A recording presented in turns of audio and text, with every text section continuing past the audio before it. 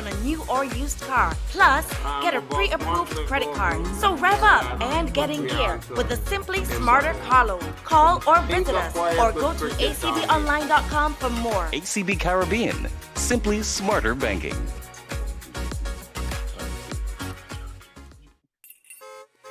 Jingle your keys and get in gear with a car loan from ACB. Drive away with a loan that fits you. Get up to 100% financing and 10 years to repay on a new or used car. Plus, get a pre-approved credit card. So rev up and get in gear with the Simply Smarter car loan. Call or visit us or go to acbonline.com for more. ACB Caribbean, simply smarter banking.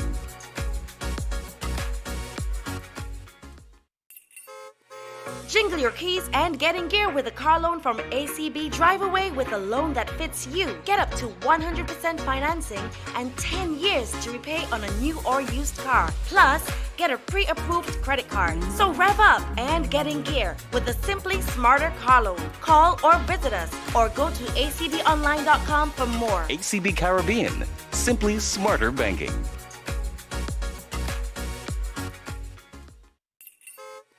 Jingle your keys and get in gear with a car loan from ACB. Drive away with a loan that fits you. Get up to 100% financing and 10 years to repay on a new or used car. Plus, get a pre-approved credit card. So rev up and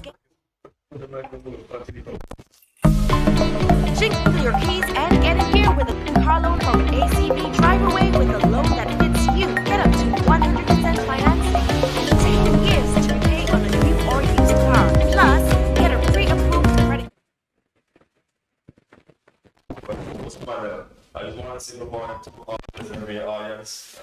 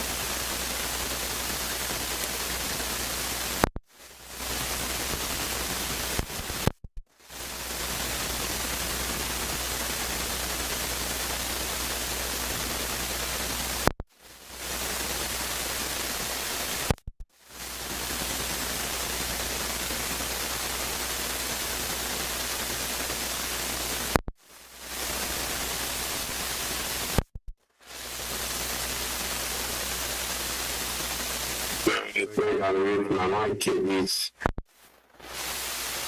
It's a little.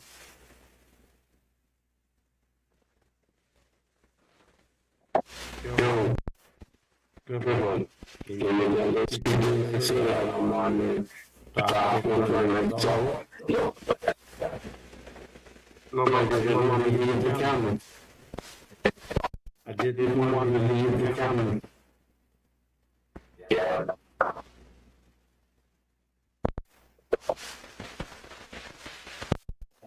It's soft.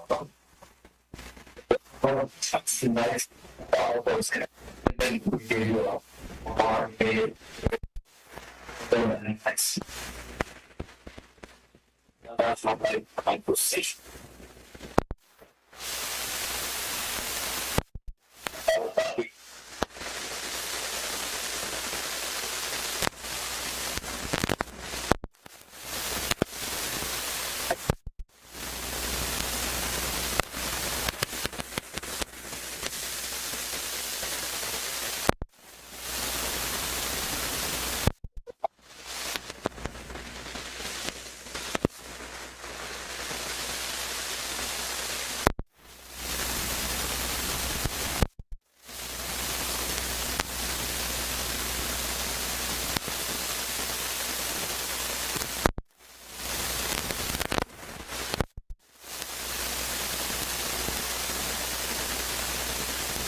I gotta go off the sure we did bullshit.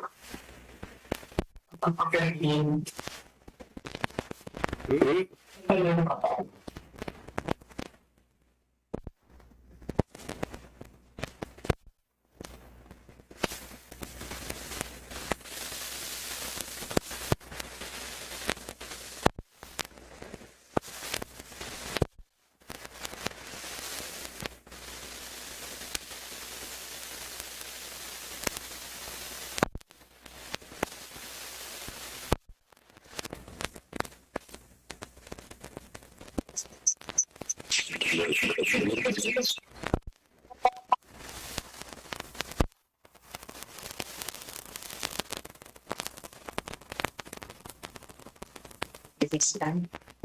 Only one person in the industry.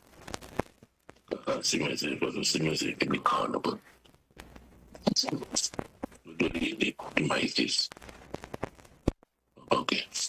It's on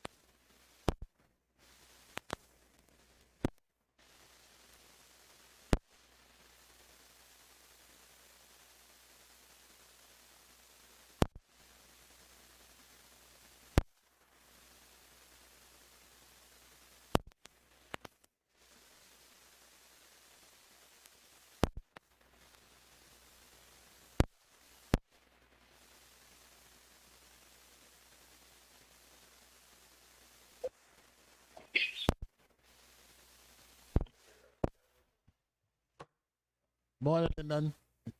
Can you hear us?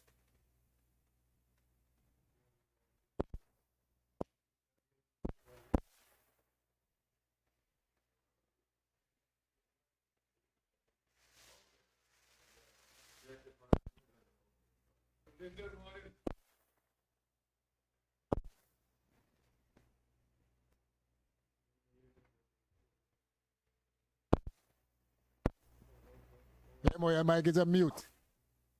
not really. No, see, not really. I'm on. I can hear you now. Cool. Good morning, Emo. Good morning. Yeah. What's up, baby? No, I wasn't saying that. You can hear me now? That's good. Hey, London, how are you? Was it good just now? You can hear me, London? Jingle your keys and get in gear with a car loan from ACB. Drive away with a loan that fits you. Get up to 100% financing and 10 years to repay on a new or used car. Plus, get a pre-approved credit card. So rev up and get in gear with a Simply Smarter car loan. Call or visit us or go to acbonline.com for more. ACB Caribbean. Simply smarter banking.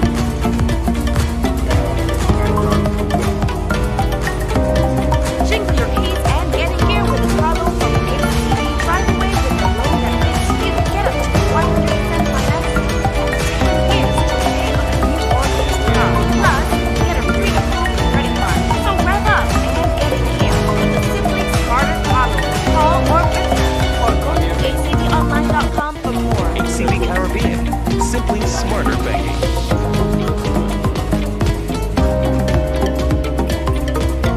Jingle your keys and get in gear with a car loan from ACB. Drive away with a loan that fits you. Get up to 100% finance.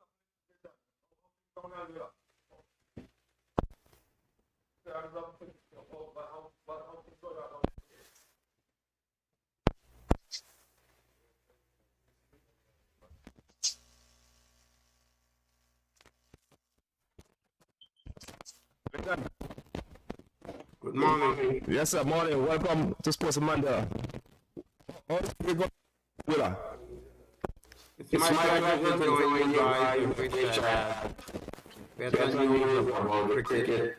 And well, I think there is a breakdown in cricket administration. And basically, we're going to have to go back to a curriculum where it's going to have to be go through the school system. Coaches have to be recruited properly and trained properly about the basics of cricket. The cerebral approach has to be redone.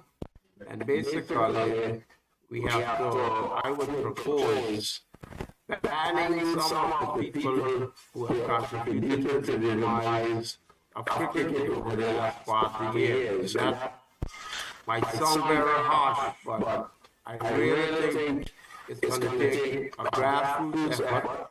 It's going to take going to the school sports days, identifying the natural athleticism, and providing incentives for them to play cricket. It has never been easier to make money in cricket. When we grew up, you had to have a defense. And right now, if you can develop an array of attacking shots as a batsman, natural aggression as a bowler, you can be set financially for life, generationally.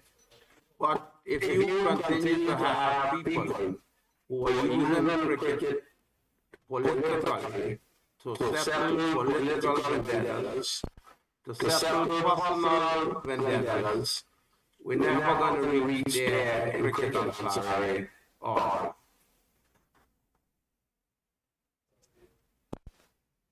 Yeah, well, that sounds like a lot of people, as you said, that are interested in developing the game. And it all starts from the class, in the schools, and building from there. But having said that, you guys won the Leeward Islands tournament last year. You know, you guys were defending champions. You didn't have a very good shot this year. But basically, from what we saw, you guys have similar players from last year. You have a young bunch with a bit of experience. I don't know what went wrong in the tournament, but they didn't really live up to expectations. You know, but the development that you're talking about is very, very important.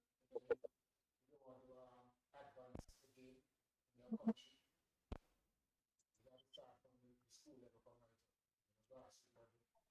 If that is lacking, that's a big problem going forward.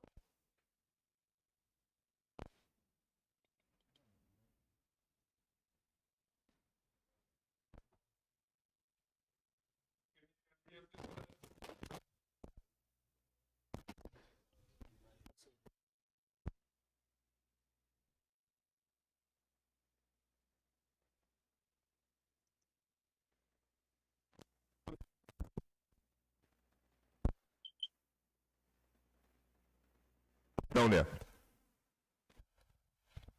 sorry, I didn't hear any of the questions that was posed. Yes, Would you mind going back over it? yeah, the kind of cricket played in Angola presently is red ball cricket, white ball cricket. What kind of cricket they playing down there presently? Actually, there's been 7 or 8 years since any local cricket has been played on Anguilla.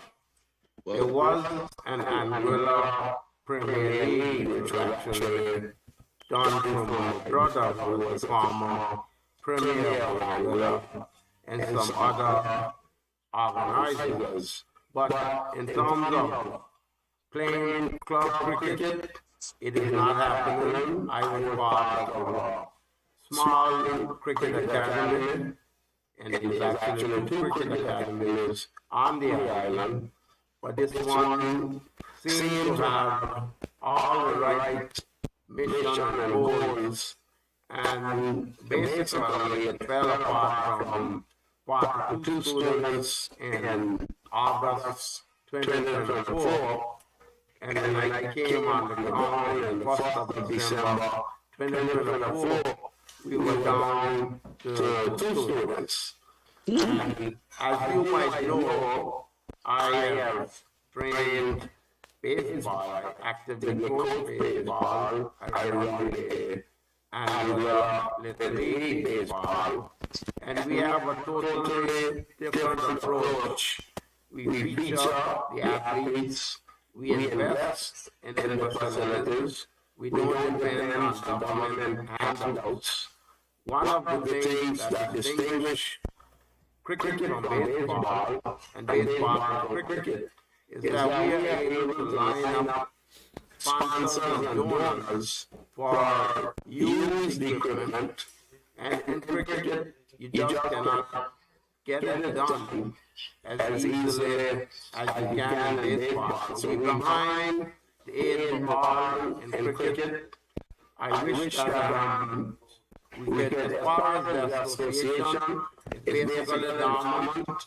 They call together a team that was ill prepared and they started the results in the last tournament when they were 174 for 4 and more than 178. That's the kind of performances, and then went down to St. Martin. So I think until we get this grassroots effort to replenish and revamp cricket, starting in Angola, because Angola cricket is important.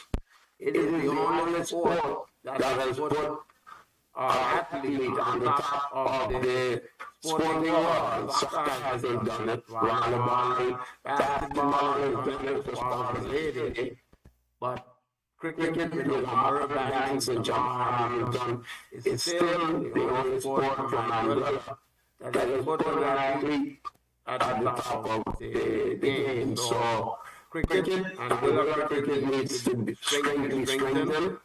The whole structure needs to be revamped as far as the Leeward Islands, and it goes all the way to West Indies cricket.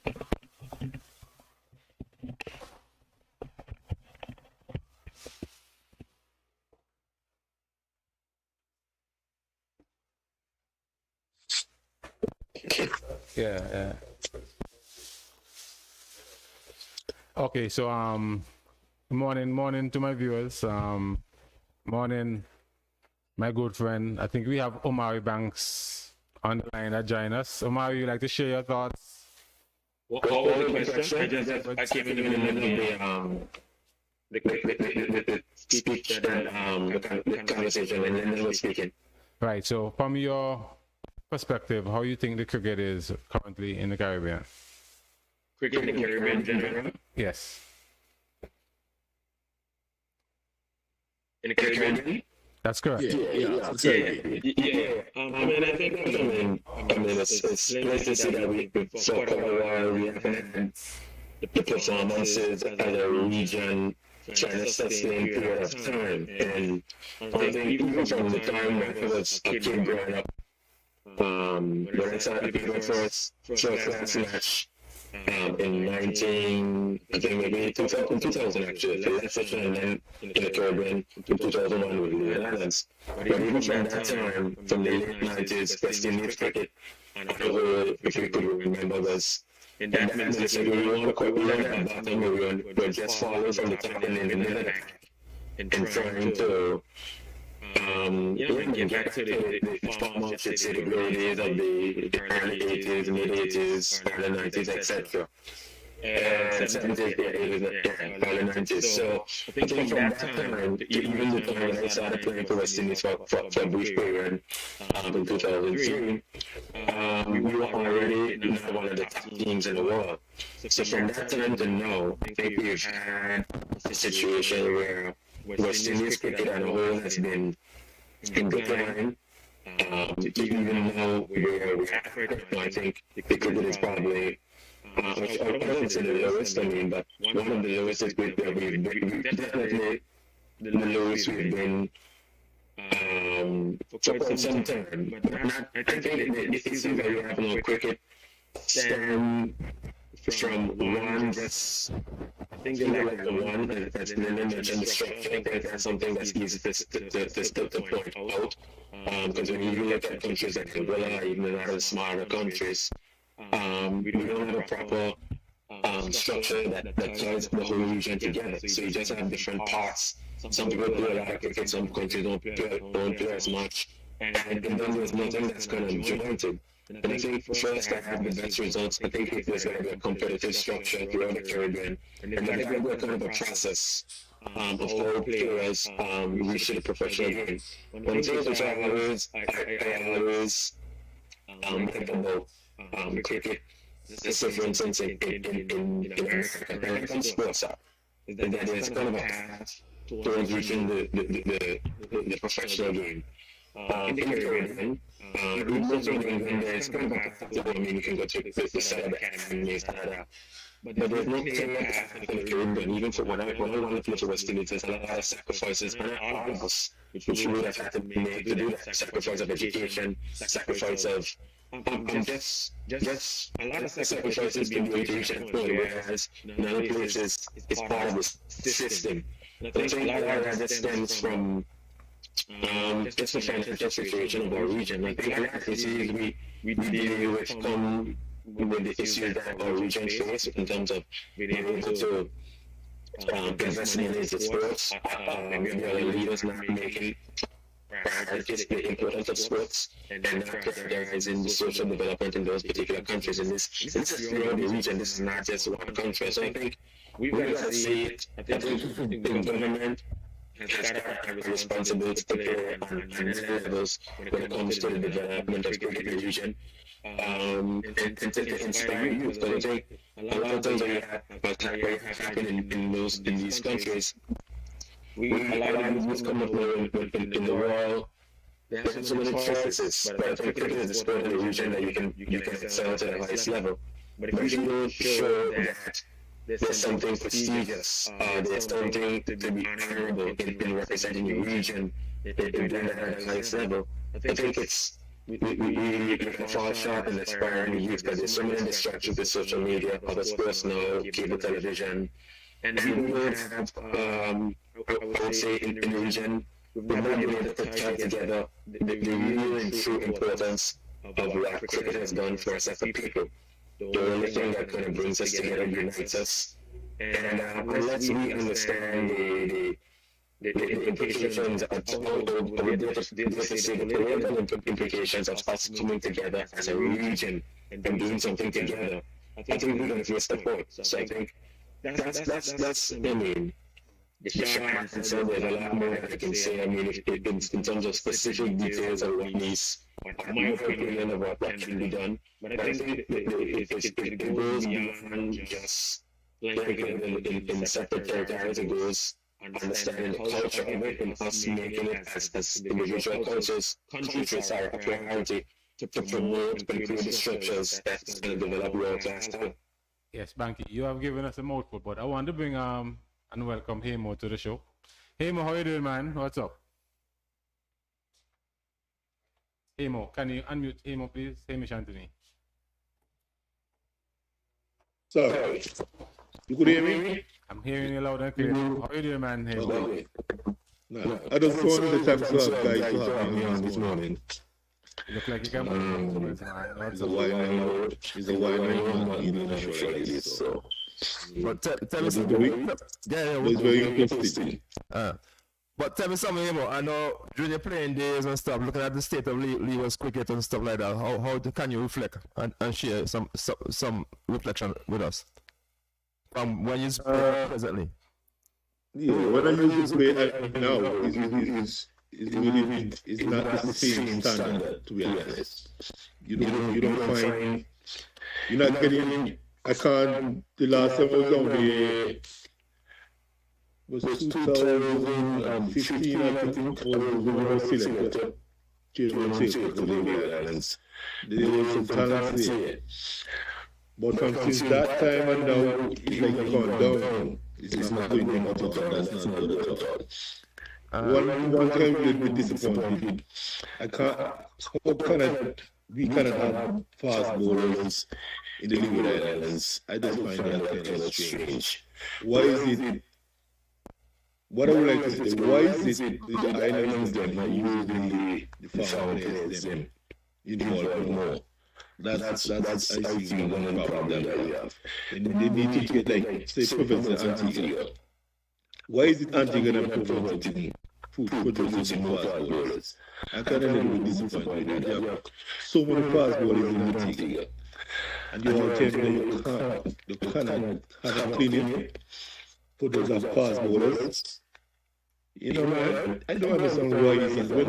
When I was playing in England days in the company, you got so many fast bowlers in Antigua. You could choose. It's so difficult to choose one. You don't look at this one could make it, this one, close. But I'm not getting that now. I'm not seeing that. And it's just a little bit disappointing. You have Humphrey Walsh, you have Winston Benjamin, you have Kenneth Benjamin. Why is it all these fast bowlers, Ambrose, Merrick, so much of a call, Why is it we're not having like a fast bowling camp? Maybe for 6 weeks or so. Just the guys just come and run in the ball fast. Why can't we have these guys getting more a little bit more? And so the quickest from then and now is I'm not seeing no fast bowlers. When I was playing, it was so many. It was me, Humphrey Walsh, Winston Kenneth, Ambrose, Jensen Joseph, Cleve Joseph, so much fast bowlers. I could just go down the road with that. Yeah. Why is it only just Azari Joseph from Antigua? Yeah. From the Leeward Islands? Why is it we don't have more? If I can come in here, though, Amo, and not only in Antigua, when you reflect and look at Jamaica not producing any fast bowlers also. Even Barbados, who used to produce some great fast bowlers. So it's the whole Caribbean. I don't know if it's the advent of the shorter version of the game, while, the fast bowlers are not being produced because, as you know, fast bowlers are produced when the baby can bowl long spells, or come back and bowl at second spells after lunch, or that third spell after tea. Then you really know who can really bowl fast. You understand? You have to have that mental capacity to be able to run in and hit the deck still 5 o'clock in the afternoon. You understand? So I don't know if it's the advent of the shorter version of the game, while we see now that most of these countries who used to produce great fast bowlers, I'm speaking about Jamaica, Barbados, the great Malcolm Marshall. Jamaica don't even have a fast bowler. Barbados doesn't even have a fast bowler also. So I'm agreeing with you. We're not seeing that most of these teams are producing fast bowlers to even, knocking a West Indies door. It's not a good thing, when West Indies is really so poor now, so we're not content at all, really showing that from the past players, to me, I know more money is in it now, and maybe that's what we will get into some of the players. I'm not sure is that. Maybe that's one reason. Because when I was playing, I wasn't thinking about money, I wasn't thinking about representing Leeward Islands or representing the West Indies. That's all. You just want to do well. You win, West Indies team win, we're on top. And that's what, but you see, it's not like that now. It's just like, okay, I get picked and I'm just trying to contain myself. Give me 5 years. Playing for West Indies and bringing some amount of money. That's about my family. The money's going to be there, but you have to show that you really want West Indies to stay at top. If not on top, close. But we're not getting that now. It's a fast version in which you play years. There's a lot of money into that. So maybe, as I said, maybe the test will be done before the 50 over now. That we should have that one, the 50 over test cricket on 4 years. But now the T20 coming and take over. So maybe more people will lean into it. That I just say that's what we're not having more fast bowlers, but we should have more fast bowlers. We have the players that need to help. We need both them to all the local bowlers need to get involved. And sit down and help these fast players get involved, Even in the batting also, why we not play some batting? I think the young side, the young guy there out there, Andrew, and a couple of James they come in there. But we need more batsmen also to do it, and we will Caribbean. Because we're not producing. I don't think they use the common players all across the board. You have all Barbados up. There's so much batsmen there. Jamaica good batsmen there too. Why is it? Hey, you want something?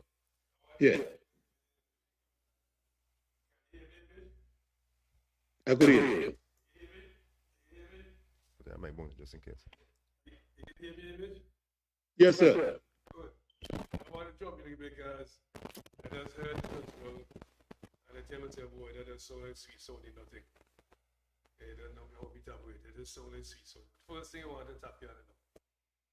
But when the budget is 20 pounds, when you went there first to invest, they came like a medium pacer. Like a back of showing something. So it starts so it cost you half a factory. So I don't forget that, you know. Tapping parts will be medium pace. Marco said it's a Marco thing. Right now, Michael Marshall. Yes. When he came like a medium pace, and the fast what it's supposed to be. And then he hit with this and that. And the guys in Antigua and that and that. There was one in Antigua who said to me, don't forge it, may waste time with you. I want to call the name. You know me that one. We don't want to make your fast, we're going to forge you some training. I saw Yes. I said, with me waste time with you. You know what we're talking about. Yeah, I know. See one from his Rabbi, there you go. He'll teach you something do with your speed.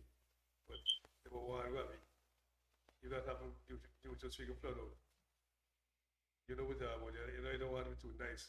You don't mean that nice the guy. But the one is something, another thing is said to it. We have plenty of batsmen in Antigua, plenty of them. I see them plenty talented guys in Antigua. The problem is that Leeward Islands, 1 day, 2 day nonsense. The young guys, they get a chance to battle up. Plenty, I see them. And they said so the show last week, Enoch. When they start those guys out, they were streaming so quickly last year. And they were this year, Thursday league and so. I tell you, boy, and I've been coaching now. We don't have plenty of seniors guys. Okay, it's in the time, but maybe you see what happened because when they play 1 day, no 2 day, no 3 day, they play no 3 day. How they going to develop? They can't let the battle act. So the system, probably start with our system around here. Not the players. The players are there. See them. But they get a chance to battle along and develop.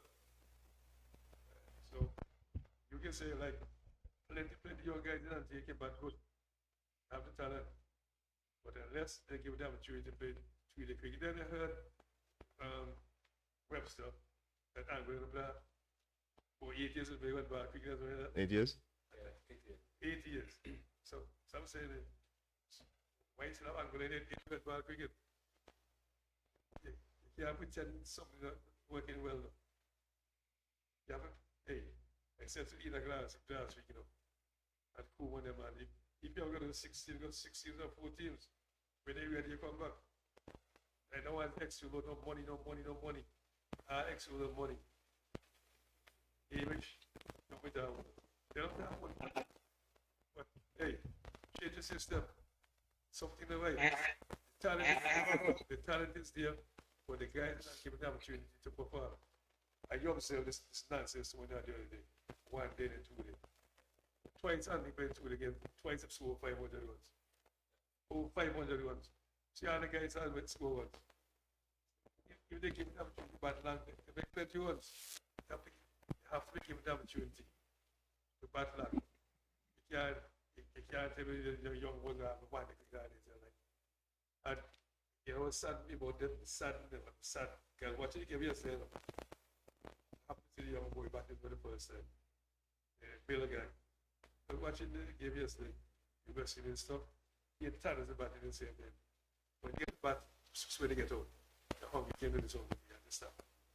But observing that country, going to I saw the things. I don't know the kind of coaching they get, but hey, I don't want to knock the coaches. Still young, they can work and those kind of things. I saw him bowling. The Bill guy knew it, I was impressed with his bowling. But I never saw him back. I tell you, I don't go now. I don't go bouncing and so. Still, I'm going so. So no, I didn't say that you factor when I supposed to coach it. Those parts factor when I almost say feel the cut in nobody practice. And I almost say factor these days. And they tell myself, how can I improve when I should have the play cricket out there? Coach goes on the train man and I get paid up. But I decide I don't want to play. Time for coaching. You don't have to do it. I don't want to play for. And then something on the board inside that they take away money for your guys. That name for Can't say work with the work. I never did wear that. I think we never said. Lyndon. Omari Banks, I got a quick thing. I got a quick question, maybe a quick comment because I have to leave sharp. Okay, Banks, get Banks. Just a quick thing. I mean, Sure. just to tie into what I think what Taddy was saying. The question is, I know when we came up, there used to be at least there was a regional Leeward Islands competition where you would have 3-day matches and then a 1-day match on the Sunday. I think at that time, even though it was not a lot of cricket, it was at least some kind of a structure where you could look forward to a tournament and where players within the sub-region didn't know that if they put on considerable performance, they could be around the realm of Leeward Islands cricket. I think something like that was something that we had to develop on and grow. We had to grow that within countries to understand that I think we're supposed to go to a more, even if not professional, semi-professional level. So that when players represent, especially in the US, whether it's Antigua, St. Kitts, Nevis, Anguilla, and the Virgin Islands, there's something prestigious and valuable to that being a part of that team. So you're able to, one, probably play cricket more throughout the entire year. So you're playing more cricket and also the longer version of the game of cricket, which needs to be a part of the structure. As Taddy mentioned before, you look at the regional cricket right now. I mean, you can leave what I'm talking about. The Carlo tournament, they go to maybe St. Kitts for 1 or 2 days, and then they pick a team up for a couple one-day competitions or whatever. I think stuff like that, you could never, I mean, it was hard when I was growing up, because sometimes even in the Netherlands, you had 5 first-class matches to the year when I first started, and then of course they got more, but even for me, was playing for Angola, we have maybe 5 matches for Angola, sub-regional, 4 3-day matches and 1 one-day match, but it was something to look forward to. So now there's even less to look forward to at a period where we should be developing, and there are no competitions which you can look forward to playing. So youngsters don't have, I think that's where a lot of that interest has been lost. I think a lot of interest is lost, I can definitely see like what it is basically no structure when it comes to cricket. The author of this competition, that program is a program. The people playing that more or less as the people from my era, and maybe just after me, and where we had kind of a structure. We grew up playing a lot more 2-day cricket than 1-day cricket on the weekend sometimes. So there was a lot of cricket we played.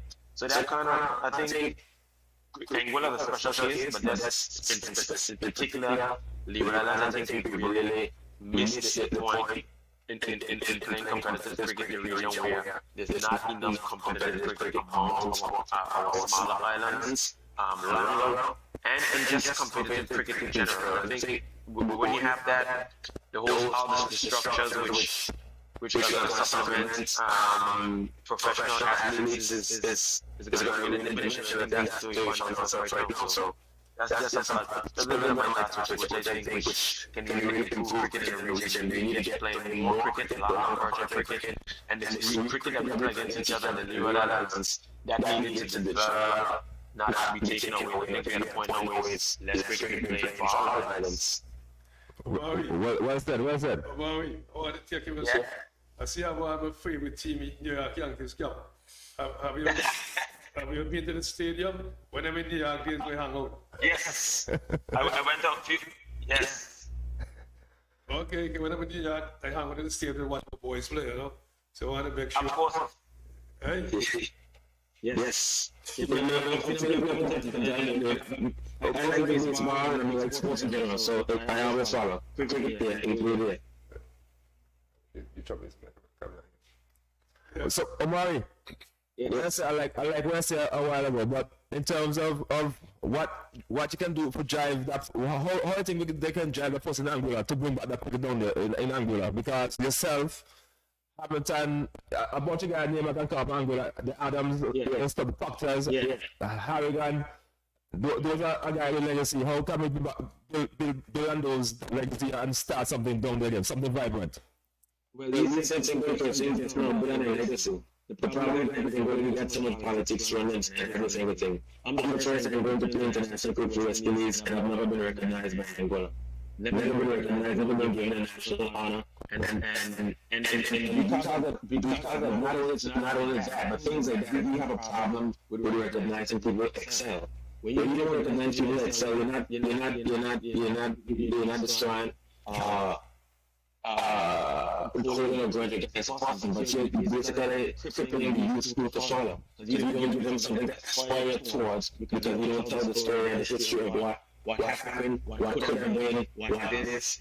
So I think that's a big part of the problem. But then even just independent of that, we just have a lack. We have not been able to, as a country, from a government perspective, we do not enough. We don't, when we have all these different, whether the hotels and different foreign investors are coming, we don't hold their hands into the front and say, you guys contribute to the social development. So we have programs in here with cricket, people like cricket and stuff, and they just diminish. I mean, on a personal level, I'm not even involved with cricket anymore because I'm busy focusing traveling and with the music, etc., and then performing regularly. But I coach in the primary school when I was drinking movement aspect for 11 to 12 years.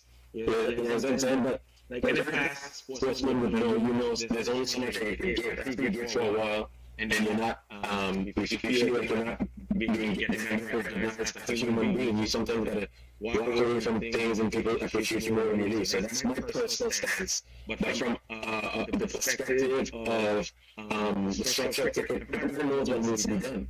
It's just about them finding the not even the know-how, because the system, the state system that created the likes of myself, Shaka, Leighton Bell,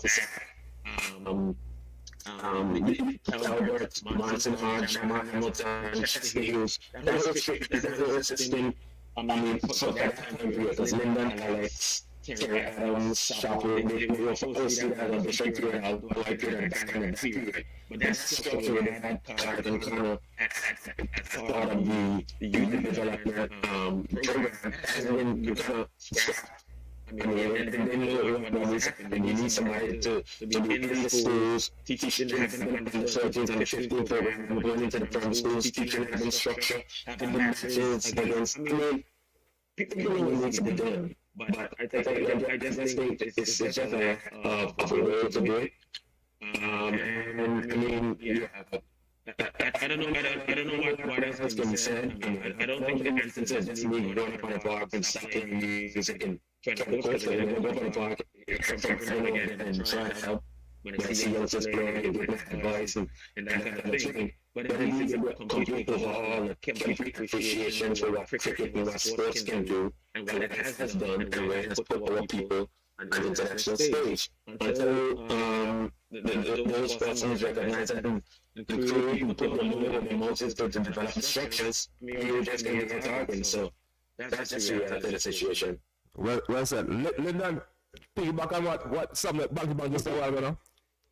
Brother Omari, I thought he might have had an opposing view to what I feel about cricket, but what he said is spot on. But there's also a disconnect in Anguilla in particular. Our players have never felt like they were given the correct opportunity or the appropriate opportunity within the New Island structure. We have always felt like we were the winners as Anguillians. And what happened is it led to a disconnect between players and their children. We have virtually no former players promoting their children into cricket. We want to be fans of cricket. We want to criticize cricket. And we don't want to put our kids in cricket. My 3 kids are in baseball. One has gone to college from a baseball scholarship. One is currently pitching in college. And one is going to be getting an offer in a Division I school to play baseball. And Omari in it again, we set a clear structure. If I put a kid in baseball and he has the metrics, the talent, the makeup, somebody is gonna find him. If I put him in a cow field in Nebraska milking cows, and he can throw a ball 95 miles an hour, the baseball structure is set up, somebody is going to find that kid. Cricket, we don't have it. We're trying to create the wheel again, over and over in cricket. We need to go back. I was asking my baseball, and I made a proposal to the primary schools to present a curriculum. I presented a curriculum, 10-week curriculum, that said how we're going to develop primary school baseball players. Then the same thing needs to be done for cricket. It has to be a commodity that people know at every step that they're in the sport, where the clear path upwards is. And if there's any obstacle, we need to get rid of that obstacle. And Anguilla, we have obstacles.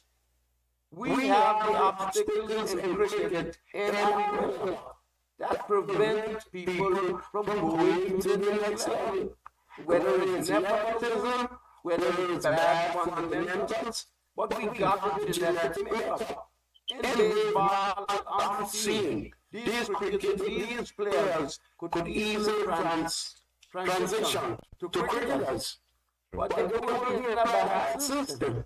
They will have local games, they will come up against a political association, and there is no accountability. In my baseball program, I have accountability. I invest, I give them free snacks every Saturday night. I promote them on social media. I reach out to colleges sending balls with their emblem so the kids could feel what pitching for a college at college would feel like. The actual ball they send to me.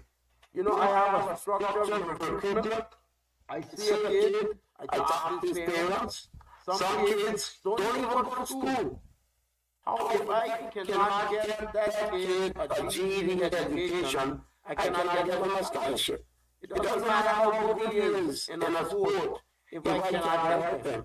So I evaluate the family situation.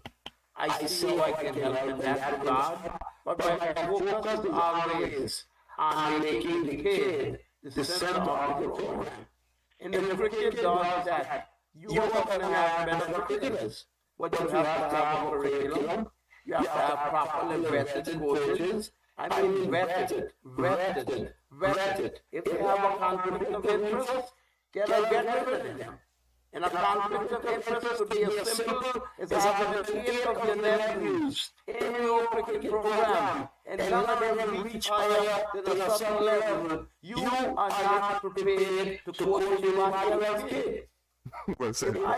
If I can coach my kids and cannot get them to a college level, I got to be able to coach somebody else's kid and send them away. I can't.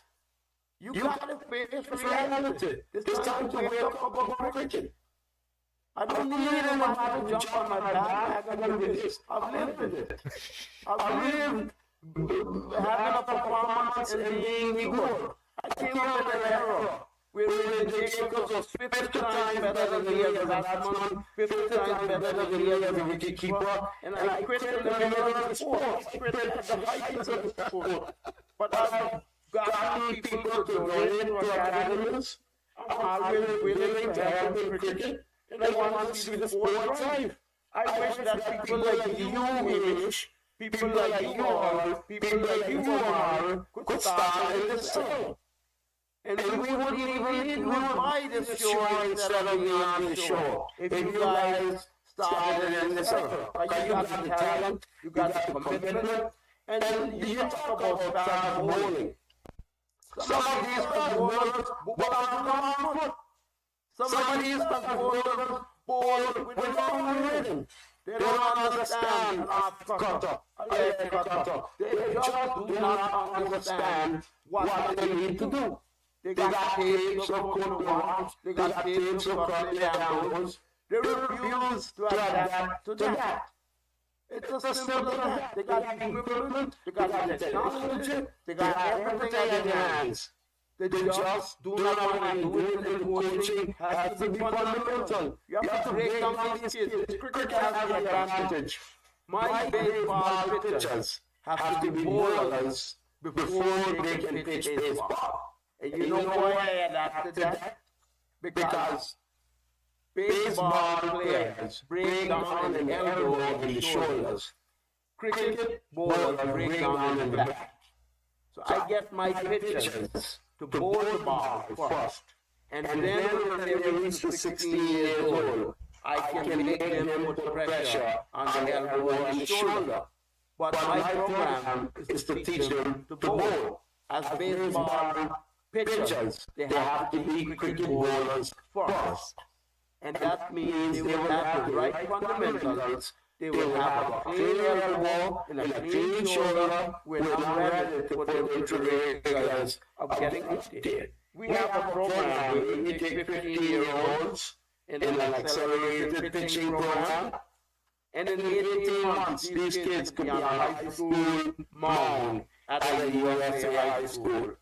We have a program with 17 to 19-year-olds right now. If they walk into the park and they can throw a ball consistently straight, they get a scholarship in the United States in January, playing at the AIA school. That is what I tell these kids. If you do it, I'm going to do my part. And that's what like in cricket. It has to be interactive. It has to be a real investment. You gotta make these kids feel special. You gotta make them feel loved. And then when you got a program, not going for a trip, not going to the hotel for a couple of days, running a few yards left, right, and center. Do it for the right reason. And you will benefit as a coach. These kids will come back and you will have to beg the government for anything. If your kids believe in you and you believe in your kids are going to get enough money to put into the facilities. That's what my baseball program is all about. Empowerment. My kid, Angela is never going to have an economy unless a baseball player is making baseball player money and influencing this country. You can try to Victoria all you want. You can try to Air all you want. Unless you got a sports star, it don't matter what that. When I back at the river, I tell everyone in his face, you're going to live in West Indies. Because I saw in him what I didn't have. I saw in him everything that needed to all the boxes that kid checked. He can tell you right now, I'll give you the scope, but you have to have a program. You have to love it. You have to do it for the kids. True. I just wanted to follow up on something that Amari said, and maybe you too, because finding the politics in Anguilla, what you have a former cricketer is elected member of parliament, no. So how come you're not doing anything? I talk about Carnegie the Carnegie guy. What happened? You're not doing anything for the sports in Anguilla? Anyone you got about Umar, Lyndon? Anyone? If you are. Well, what I would say is, I think, as I said before, I mean, sports in Anguilla, before Julian and after Mr. Secretary, I call him, as I said before, I don't think right now his focus is on particular sports. I'm not sure if he's in the sports right now. He's a minister. Okay, great. Who's the minister of sports now? I know Jason is the assistant, Mr. Brian is the assistant. Okay. I think it is probably on Mr. Rogers. Okay. What I say is that, I mean, we have sports department, we got sports ministers. The whole thing is that, as I said before, everything becomes political that's not political. Because things that are supposed to be of national interest, people make them political. And then, okay, this person is running an association, this person is cooperating, this one. It's nonsense, right? I think people in other countries, because we got this little British mentality. We didn't provide against ourselves. So, if in another country, sometimes we have to have a patriotic mentality. no matter who is in power, because politicians go, that they do something for us in the best interest of the country. We need that as well. I don't know what it is that you say all the same, but I definitely think we are behind in that, in the sense that some things that need to happen, that need to take place, and I'm speaking more in particular in terms of sports. Not just this administration and that administration, because I am a politician, and they say that they did not happen on both sides just because everything becomes too political. So what needs to be done for you, it does happen. What needs to be done for the structure, it does not happen. And I think until we get those things done, and I think then made a very good point in his before. I mean, as I came growing up, I always see those Linda, Alex, and all of those guys used to look up to those guys. I told myself from an early age that I had a dream that I wanted to play for West Indies team, but that was only possible because, as Mandela said, there was a structure. At that time, there was the 14 and the 15 program, which was coming on board. And I said, you know, if I want to play for West Indies team, I need to make it for West Indies and the 19th and the 16th and the 15th team, and then we'll have a path. Everybody will have a path. And simple things like that. Simple cricket competition, we don't have with competitions, national cricket party. You don't even have a winning ball competition in primary schools. If you don't even have a winning ball competition, that's where you start as a winning ball cricket years, then you at 11 you go over to have ball cricket. If you don't even have that, you can tell me that the people who are going to be immense stuff, even in the sports. That means that they don't care. So, I mean, there's so many things that can be said, and I know things will happen until people want them. And at the end of the day, I would say this, like in mainly in particular, is the interest. The interest, because guess what? We have not taught who we are. Because sometimes we get to see the road and have a environment as a musician. That can be nice and cricket. You understand what I'm trying to tell you? So when you do so bad you teach it to do that really hard. That's something we have to people. We don't want to tell a story because we don't want to be the because of other people have achieved. So guess what? Everything's all done, and that's what we have here in Winona, and also for the region as a whole. We don't, and then we get a good position that we will accomplish, and then we end it, the whole structure adjusts. And I think that's part of the problem that's happening right now. Where Amari just said, Linda just said, you can see it across the whole region.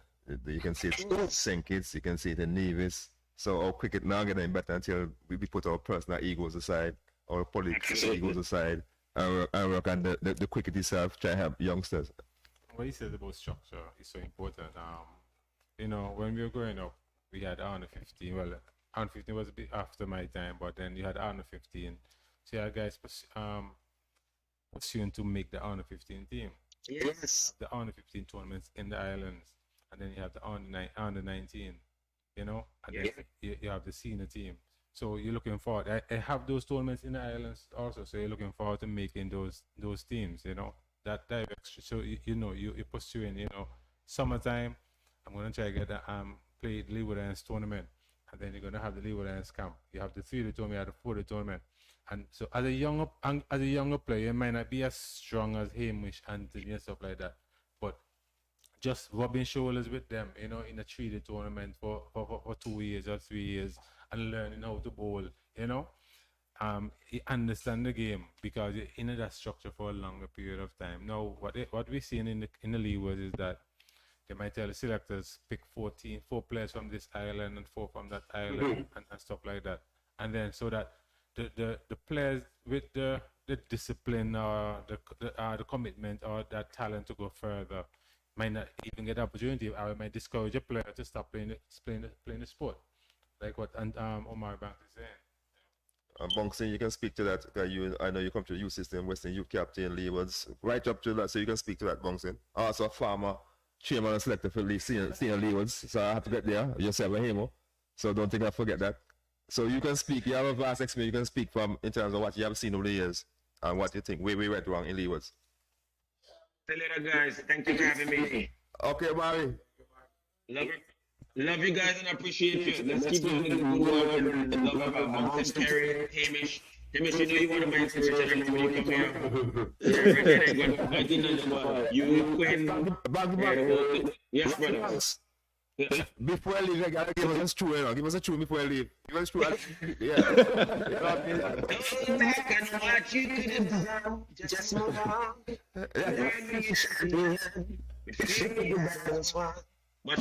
Bless up. Yes, man. Nice. Nice seeing you again, man. Mr. Boxing, as you were saying.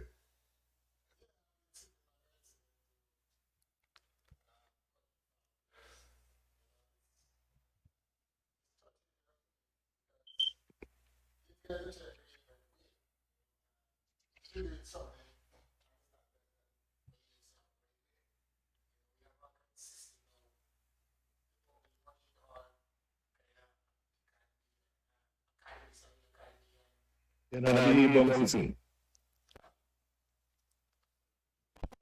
Good. Yeah. You can hear me now? That's better. Okay. Yeah, what I'm saying is that they have a kind of system now, operationally. Emerging players, A team, I have the various pro teams around the region, the franchises around the region. But when the cricket is basically in terms of the performances on the field, I mean, we're getting worse and worse. We're very inconsistent. People like to say that we love to go back. The farmer players, they like to go back to their foundation. But we have to go back because if what we're seeing now is not better than, advancing than what we had, we have to go back. What we're going to do? If we are successful or had success doing what we're doing, and then you come down and trying to invent the wheel, you want us to come with you when you're supposed to be getting better than where we were, and you're declining. So you want us to join that, and that is one of my big reasons for resigning from the Leeward Islands chairman of selectors. They're not going to say that. The president, Peter Abraham, I'm not afraid to call their names. They're not going to say that. But when I was there, myself and Shane Jeffers, Stuart Williams was there for a while when he was the chairman, and we tried to have them implement the Chile cricket, let them play more cricket. I even go as far as thinking about the contractual players, instead of contracting, the 15 players or so, or what. If you want to do it for maybe when the competition starts, maybe you want to contract players for how long the tournament is, maybe 2 months, 3 months. Yeah. I don't have a problem with that because they get match fee plus they get the contractual money, and they get match fee. But the cricket in the Leeward Island is suffering because the main thing is that they take the cricket from the smaller islands. Like, we can't go to Munster and no one play. We can't go to Anguilla and no one play. We can't go to Nevis and no one play.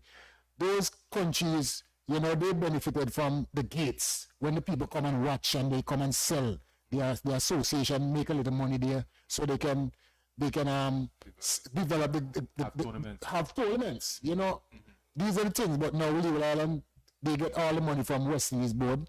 The franchise is, for me, right? I don't know in depth because I've been there for a few years now, but I think the franchise, they get the money from the West Indies board. Now the West Indies board is crying, say they don't have any money, so they cut the CCC, they cut the emerging players from playing. They don't have money because they have to pump money into these franchises. And what are the franchises doing after so many years to create their own financial, marketing and get money? They depend solely on West Indies cricket to get money. So all the cricket, especially in the Leeward Islands, because of how we are built up, we have to travel between countries, whether by boat or by plane. So it's very difficult.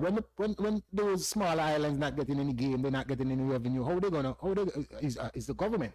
And some of the governments, personally, they're not interested. What are they going to get out of it? First of all, what they individually as politicians, what they're going to get from it?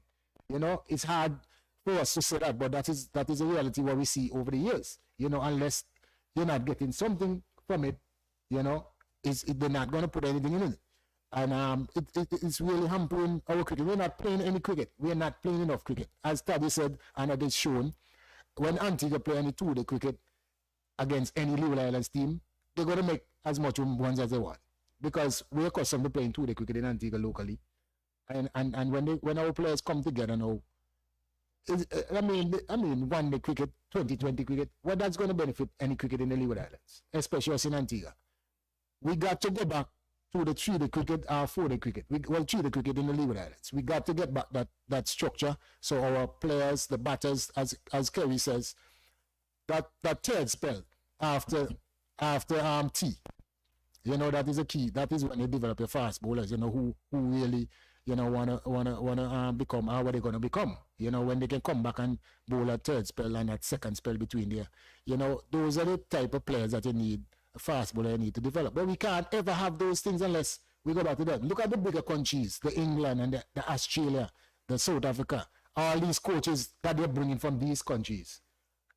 All those countries have these type of cricket. They have their county cricket. They have their first class cricket. They have in the schools. They have all the crickets. But in the Leeward Islands, Antigua is the only country that play cricket on a regular basis in terms of 2-day and 1-day. Most of the countries, I don't think even in the country they have any red ball. If you're going to Munster now, I don't think they have a red ball. Not unless it's one from way back then. Because they're not playing any red ball cricket. They're not interested in red ball cricket. And that stems from the Leeward Islands Cricket Board. We have to prepare and work with what we have. What we have to develop our cricket, we need back our longer version of cricket. We have a lot of cricket. Even in primary school, we just finished our primary school competition just last week. And we have a lot of kids, they are still interested in playing. When you see some of the talents, man, it's amazing. But what's going to happen to them after? We need proper.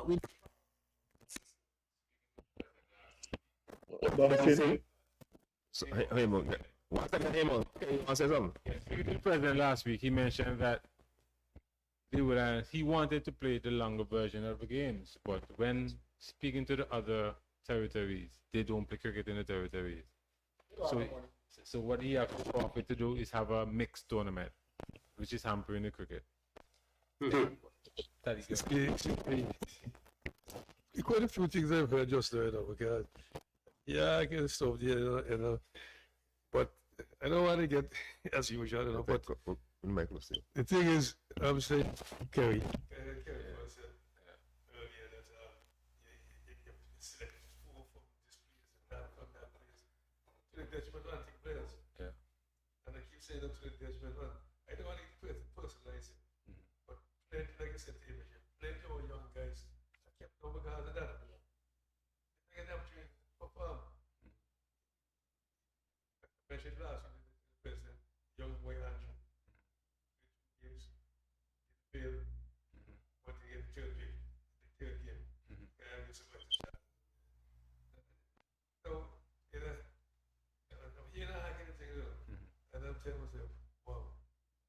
And I said to the president last week, I'm trying to demonstrate that, so I said bad things, I can't find enough guys to play red ball cricket. But saying that to the president for a long time, I said for last week, like this year, everybody come in one country. They're late now, late, suppose you can't take a plane. Wait, yeah, late to give you a good discount. But she did some working airlines. Scottish Valley is. When you go into Tobago, you get 60% of some discount.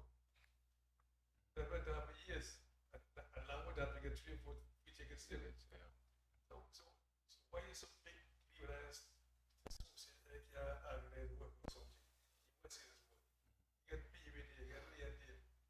Hey, they play the fly full all the time. So why can't get them on board? I think I said to you in the class weekend, we say that when parachuting teams here, you get hotel cook food for them and some place. Get definitely need for them. Get cut down on the cost. So I don't like the idea you can't play 3-day cricket. I don't like it because it's time me the young boys in town. They get a chance. And most discussed it young this year. When they're picking 18. That's 3-4 months. All the field and the cars just got to practice play. So 2 days. Some of the young boys in the middle. They are the young talents and the young boy Bill and the young boy this and young boy. If they were going to be showing that good guys for 3 weeks, 3 the games. They start the game Friday afternoon and Sunday. There's nothing wrong with that. Start the game maybe 3 o'clock Friday afternoon with that matter. And continue Saturday, Sunday. That can be done. Wow. So, I'm sure, I must say, and we'll learn one step and Davis and say, there are plenty of young guys. I must set them that. But then I give them opportunity to. I don't like it, yeah. All the coaches have talent. That's why Bums and said, I push you to school league, private school league. But think about school league here. They have tournament, but they put him on, and they have plenty practice 7 teams. To some extent, they do it. Come now. And I don't like it, so you have a young boy or something. Practice them, but for certain practice. Yeah. I was out of private school shooting work. Let's say you have a fighting team in Vito. You didn't join a new field. Well, again, I'm not in the primary school. And the good thing is, it's not in the primary school. Before say like some coaches that still have been doing that. So I'm talking to coaches in the primary school system. And I want, you know, and they come up on me that. So that's the problem. That's the problem that Omar talk about in the cricket and stuff. You all know start going to politician and all too. Your coaches didn't come together. I gotta hit now. Wait, maybe I can tell you now. Wait, tell you. When it no 1 second before I finish, man. Let me get from PC, man. Have it you. Linda said the same thing. Omar said the same thing. For us to get cricket better, we have to figure out a team. Put aside our egos, our personality, and think about the kids. It's all about the kids and not about us. So if you have somewhere work. You can say, hey, me not agree with but me go along and see Frank at the end of the day, and about me, the coach, at the child for the benefit. You understand? Well, so, yeah, coaches, Mandela are coaches that, a majority of the coaches that think like that. Even were there last week, when Thursday and Friday, about Rising, so they see them all the kids that came and played, you know, because you have a lot of coaches that believe in that. And what I was saying, the good thing about it now in primary school, the PE teachers are those young guys that, you know, involved in cricket on a national level, you know, just on the verge playing first class, like Shafter's son and Elroy and these guys. So going to the primary school now, Benta and them guys, you know, them guys there, you know, the guys they love cricket. So the kids now are gravitating to that because those guys now are implementing certain things. So we as a coach now we're just going and fine tune certain things, and you know, it started getting better. With Dr. Green coming and seeing, that is a good thing. You know, the conversation that we have with him so far, some of the things that he's saying was really, really impressive. And I think he's a man of action. From what we have seen over the years and known of him, I think that thing's going to move forward. And I have real good belief that, you know, the school system is going to get better as long as, you know, he continue to work. And one of the things that Dr. Green always say, ever since I heard him, you know, get that, he said, cricket not supposed to be suffering in Antigua. If it's one sport, in terms of sponsorship and so forth, in Antigua. But cricket soccer again, if you have to decide our ego. And everybody gets me chase, but no, I'm saying again, guys, now something hurt me play, I listen to Benta and Mandela spoke. And Mandela, which is nice, teach the white people school. I want them to white people. One thing about white people, when the kids play all the people are watching. So it's very important that you see you have built on this structure here that happens and stuff. Because you say the talent is there, as you said. The talent is there. When you people run the hand and stand and put things in place, that things will happen. Nathaniel, that's his name, right? He's a good example because he has Correct.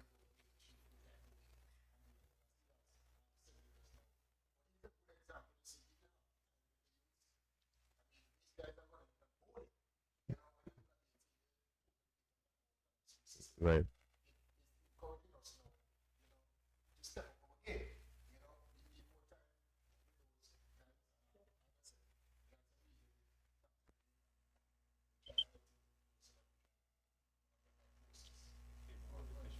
Yeah. I don't like go boxing.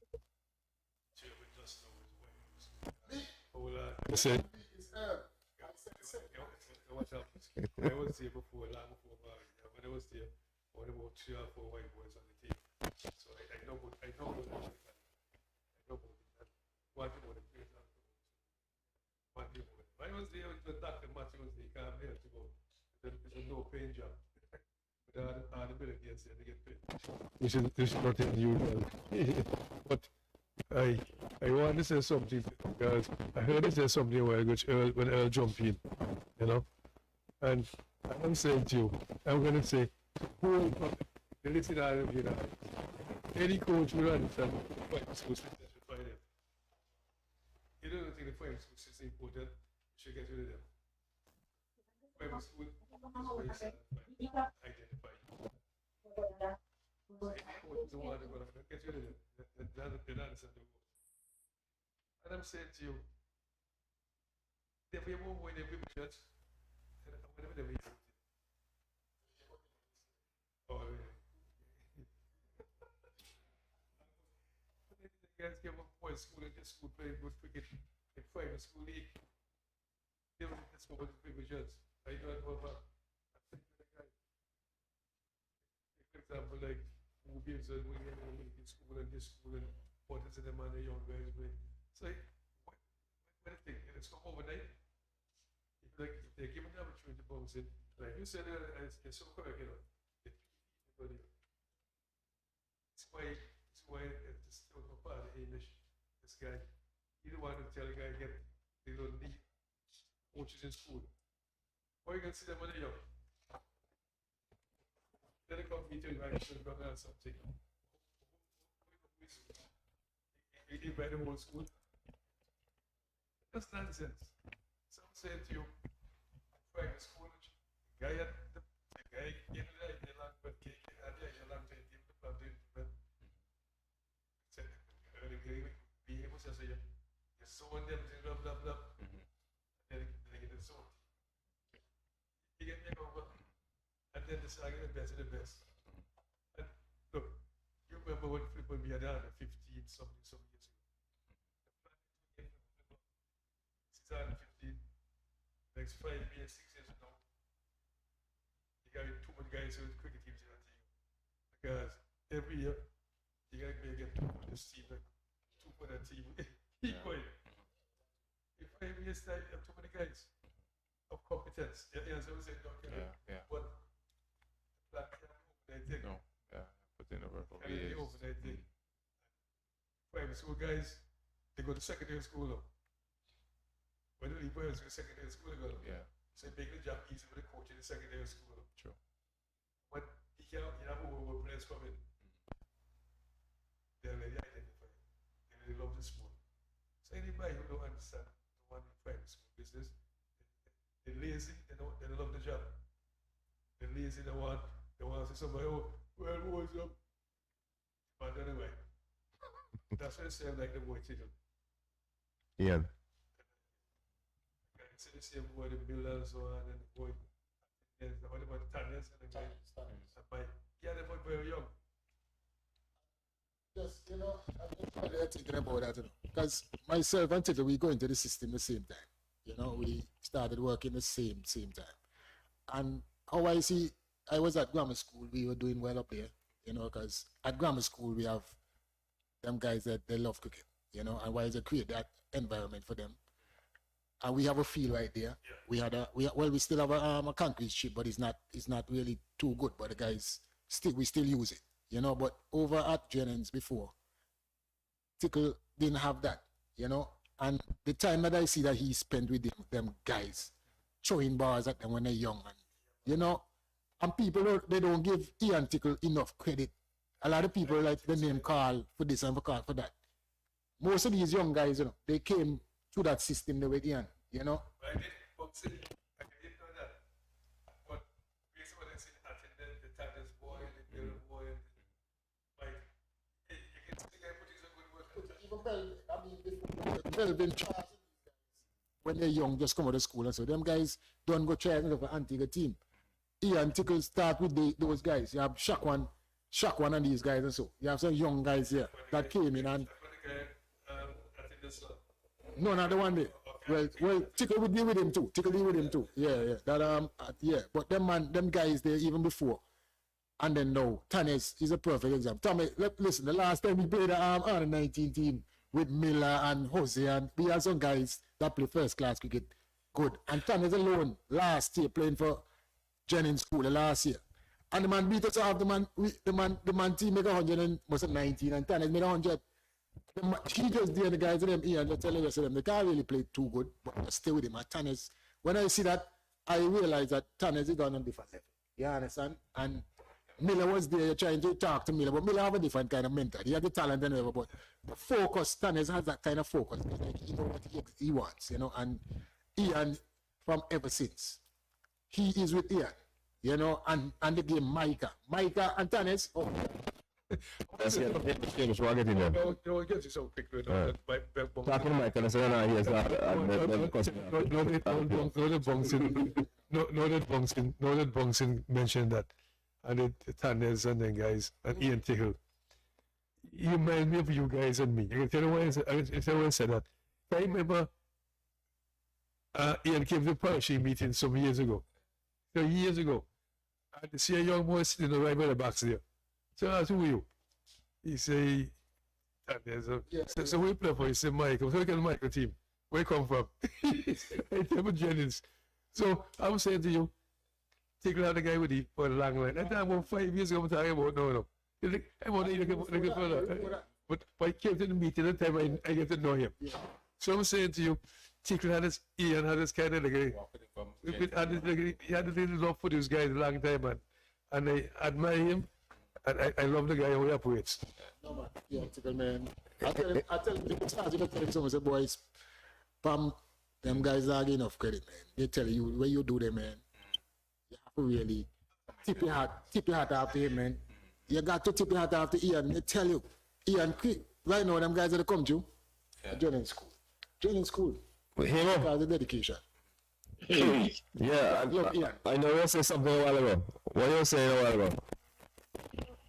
What I was saying, if you don't fall asleep. Or we not fall asleep. No, I'm not so bad. No. What I was saying, we need to get that system back into the school, and get the people back into the school. That would be nice. I believe one, why is it? I started saying that when I was selected to be when I keep telling them, I keep telling Ina, picking these guys from just one, they will be going to be difficult. You know what I mean? Because I see some talent, but I just saw how long they can bat, for the people there. This is that system that train, man. They need to train that. Just one, always one. Keep telling them that one, the cricket not go. Yeah, it's good, but you know what I mean. Playing one guy, get guys some know to get the West Indies test cricket. They have to play through the cricket. But I already say is money. I keep saying that. Why is it money? West Indies cricket won't give them money. I told them that okay, when West Indies cricket won't give it so much money, I don't know how much, but I know they get a good amount. Why don't you have the treaty tournament? Man, I was so upset at one time I was going to resign to you, because I said picking these guys up just one day is hard. I want to pick them now, they're going to bat now, they can't battle now because they don't custom to that. We need to get back in all the islands and back home, I mean, it's very important. Let me come to you. I know you're a man of straightforward, hold back your punches. If you want to president, given the job to be president of Lewis, how you approach it? How many approach it right now? Not you, Lyndon. Oh, okay. If I was the president of the Leeward Island Cricket Association, yes, sir. Or Anguilla Cricket Association, my bad. Or I would get cricket into the school. I know plans are afoot, but the plans are flawed. It has to be basically a grassroots operation to find the best athletes and to promote the sport to them. It has to be on posters. It has to be in hallways in the school. It has to be part of what they watch, part of the curriculum. You have to keep them in tune and want to play the sport. If they are more inclined to play Roblox than cricket, they're going to play Roblox. So you have to keep it in front of them, and you have to make the way clear. You have to make it known to the parents. You have to reach out to the parents and support their structure. The family structure is also important. In baseball, 80% of my kids are from single lady parents' home. You have to understand the challenges. You work in countries, islands where tourism is important and the driving economy. Parents are aware, and you have to sometimes make accommodations with transport. You have to pool kids together. You have to set up a system of waiver where if a kid has a disability in certain things, he's still allowed to compete in his age group and even below. You have to set up a system that basically gives them opportunity and makes cricket more attractive than the other sports. There's competition. I know some principals are beholden to certain sports. The tennis academy is marketing to the principals. The basketball academies are marketing. The volleyball academies are marketing. And the cricketers are just fighting amongst each other. So you have to come with a curriculum. You have to make a proper presentation. And when you get the kids, like when we got 42 kids in August 2024, we cannot cancel practice. We cannot cancel practice. A cloud come up in the sky, practice used to be canceled. A little bit of rain fall on the park, practice was canceled. Parents will believe in you when you show up. I invested in a batting cage over 7,000 US dollars at the baseball facility. And on Tuesday night, we could only practice when it was rain, the field was totally swamped down. We went into the batting cage and had a full practice. You have to put facilities in place. People cannot be inspired if they drive past the James Ronald Webster Park and it's broken down, if the wall is falling apart. Okay, I will never get the credit. Nobody will ever tell you that I did it. But the covers, that covers the wicket and the bowlers run-up area on the Webster Park was donated by me. I want to see cricket go forward. But these people, and I have to say these people, I'm not going to stay here and call names, but if they got the good fortune of tuning in to this program, they will know who they are. They have to do it for the right reason. And it has to be active. It has to be like a mushroom. You start with one. I have the policy. If one kid shows up to practice, it is one kid that I could put my everything into.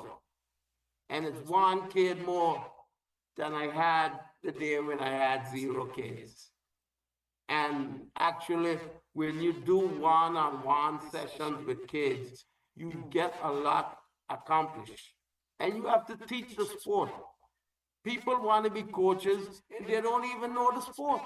You got to teach the sport. You got to start from the rules. You got to let them know everything about the sport. No balls, how it changes across the different formats. Duncan Lewis method. You have to develop a scoreboard that keeps people interactive, the fans engaged.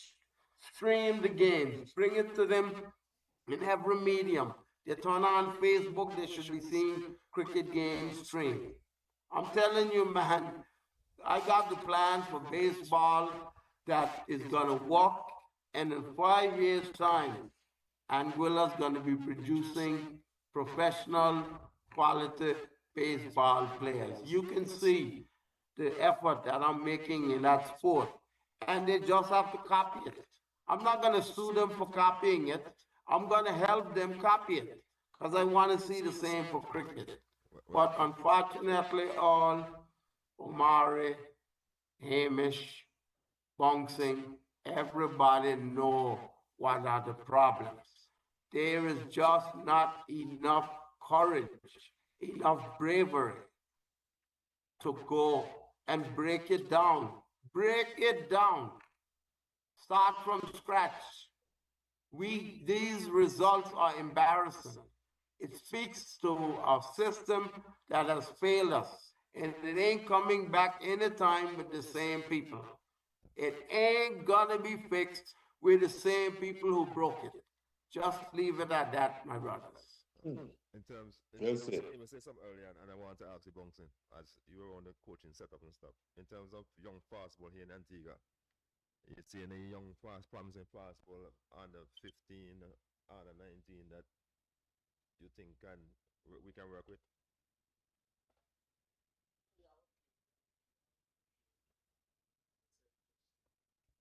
In the right system. You have to be in the right system, the right person, right coaches having them. You know, Winston has his academy. You know, he coaches in the school system as well.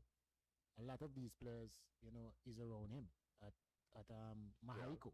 You know, that's where he has his academy, and most of these guys in Antigua, that's where they go. You know, and it's surprising that we are not seeing these guys as fast bowlers develop. You have Pittman, you know, from what we have seen, but he's in the West Indies system now in terms of the emerging players. You have Tongde from Bethesda. I think he goes to Clear School, a young guy. Yeah, he has potential. I forgot what his name is. He has potential. You have some good. You have Miller, you know, but you have to spend time with them. You know, we grew up with Taddy and Kerry Jeremy. We trained together. We and Robbie. You know, and these guys became really good fast bowlers. So it's fast bowlers. Now, I think the thing also that is hampering the quality of fast bowlers is this 2020. You know, because people think now their mindset probably is to make a team, you know, make the CPL team. Now you have the Falcons, you have this team. So they're trying to, you know, to be all-rounders. They're not genuine fast bowlers. They want to bat some, they want to bowl some. So there's some kind of bits and pieces cricketers, as Cleve Johnny is called. I always call them, but you don't have the players, you have the talent, but you have to have the mentality that you want to become a fast bowler. You have some young fast bowler, you have the one there for Shafto, Yannick Watley, and I have a young one there, Glenn Williams. He went to Pickets this season. I haven't heard much about him, but these guys, you know, these guys will destroy any top order batters. When they're playing the combined school, when I'm there for the past couple of years, these guys destroy every top order. And these top orders are our top players in Antigua. Anyone can attest to that. Yannick and Glenn are our two home bowlers. And in the first spell, we have 3 and 4 wickets down already. You know, actually almost all the games. So we have talent around in terms of fast bowlers. But when you look at, no disrespect to Elroy Francis, you know, he's one they have as a bowler now. You know, and that is denying basically the real fast bowlers. Our real fast bowlers are not getting the opportunity to really do the craft because they have all kind of mix and piece of bowlers that they say they're all rounders.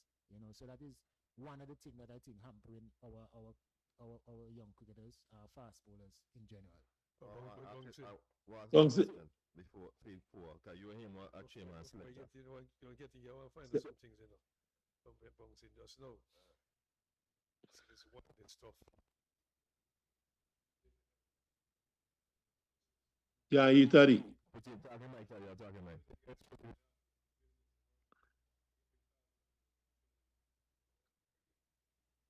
Can't hear.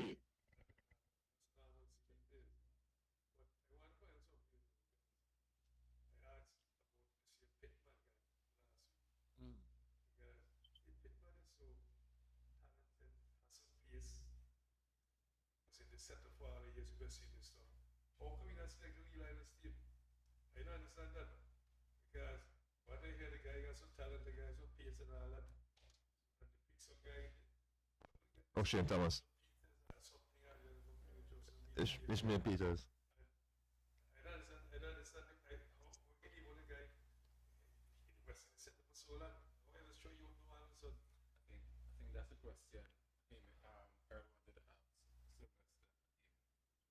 If they were part of the selection panel this year, would they, with the forming of the team, because looking at the Liverpool's team this year, it does look balanced to me, Taddy.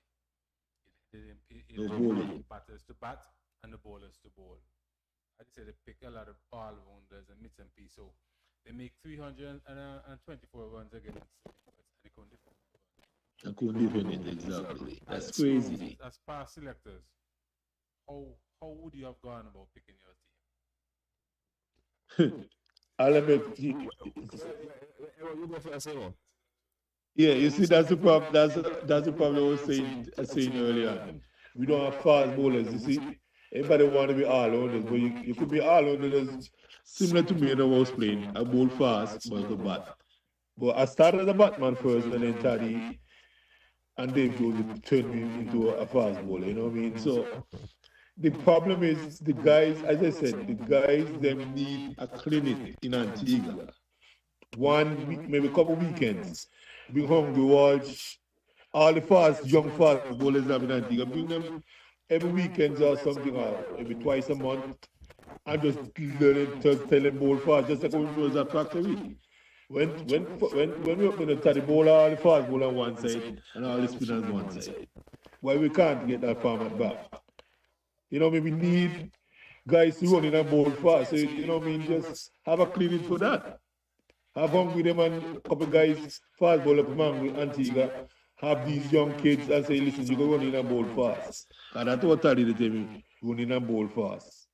And me, a mindset they get, me just run in until me get control. Because when me just come up the Taddy now, me really was all over the place, you know what I mean? And then he keep guiding me. Why can't we get somebody, like a couple guys there back home, to do that? We need fast bowlers, not just all-rounders, yeah, but you can be all-rounders and bowl fast now. You can be the same like me, Otis Gibson, and Vasberg James. We were all-rounders, but we were bowling fast. I want to jump in quickly because I hear this carry, as farmer selectors. I was a farmer selector too, But yes, he was. I jump over before Bunksy because I still, if you pick, I want the cricket to pick for the team, I don't want to be part of that. When you tell him, but Taddy, from beginning you told Enoch that from beginning, but Enoch didn't take you serious. But Bunksy, back to you, you know, get it. My thing is very simple. All I know is how I think in terms of selection. You have come in a system, where they want 5, 6, 7 batsmen, your wicket keeper, and your fast bowlers. But that is not our spinner, we have come up with a system and you pick the players accordingly. I will select them anti the team with some of them selected and still have some of them there. Yeah, and when you're going, just put down on them and just a pick man from this club, that club, a pick the man. So me say, what kind of structure, what kind of team are them guys just pick. So when you're selecting team, you have our system where they use and have an understanding of the best players. That you need to fill in that area. You want a chief fast bowler or fast bowler. And fast bowling is going to win your games. You understand? So you need at least 3 fast bowlers, preferably 4, even if you have 4 good ones. All good ones. That will work. And then you have a spin inside here. But you need, I always believe and I always see that you need your fast bowlers. But I think the concept also comes from these guys like Stuart Williams and so on. He has been around New Orleans cricket for a number of years as a coach, as a captain, as a coach, and then the trainer. And a selector. And that is how those guys play. Those guys just play like a lot of spinners. They make up the team with little all-rounders here and there. So that concept now starts to bleed into the system. And we go away from the real structure that we need. We need our fast bowlers, we need our all-rounder, and we need our spinner. And then our batsman. That is how I go into any selection. And I will live and die by that because it has worked. And I don't see what they're doing now better than what has been done. So I don't know. I am not. That is how I look at it, and that is how I believe. And the system that I'm in, that is how I operate. But even if you're playing a game aside the street, Daddy, and you say pick a side, and first person I'm gonna pick is somebody that can bat, and then you pick somebody that can bowl. You pick a batsman first, you pick an open bat, they want to make runs, and then you pick a bowlers, they want to bowl of the team. When you're picking a team, you're structuring a team, you're picking a team according to you know how you want to structure that team. As you rightfully said, Sylvester. And as a captain also, you're supposed to know what you want. So we're finding a few years now in the Leeward Islands, the captain they're picking a lot of spinners. 4 spinners in the team and one all around the seamer. You know? So like they picking the team to say that I'm gonna bowl 50 overs. And I'm picking to say I want to win this game. You know, I want my best fast bowlers, I want my best players. That's what I'm observed, you know. Even from just before you went, even from a West Indies perspective, when you have, you know how many years now that we have Azari with ICLs and then the one that Shema together playing under the farmer coach. The Sammy is the only man that came in the system now, and these 3 guys play together. You ever check that? Yeah, and when they play, if you have Sales and Azari playing together, they always start the bowling with a medium pace, setting the batters.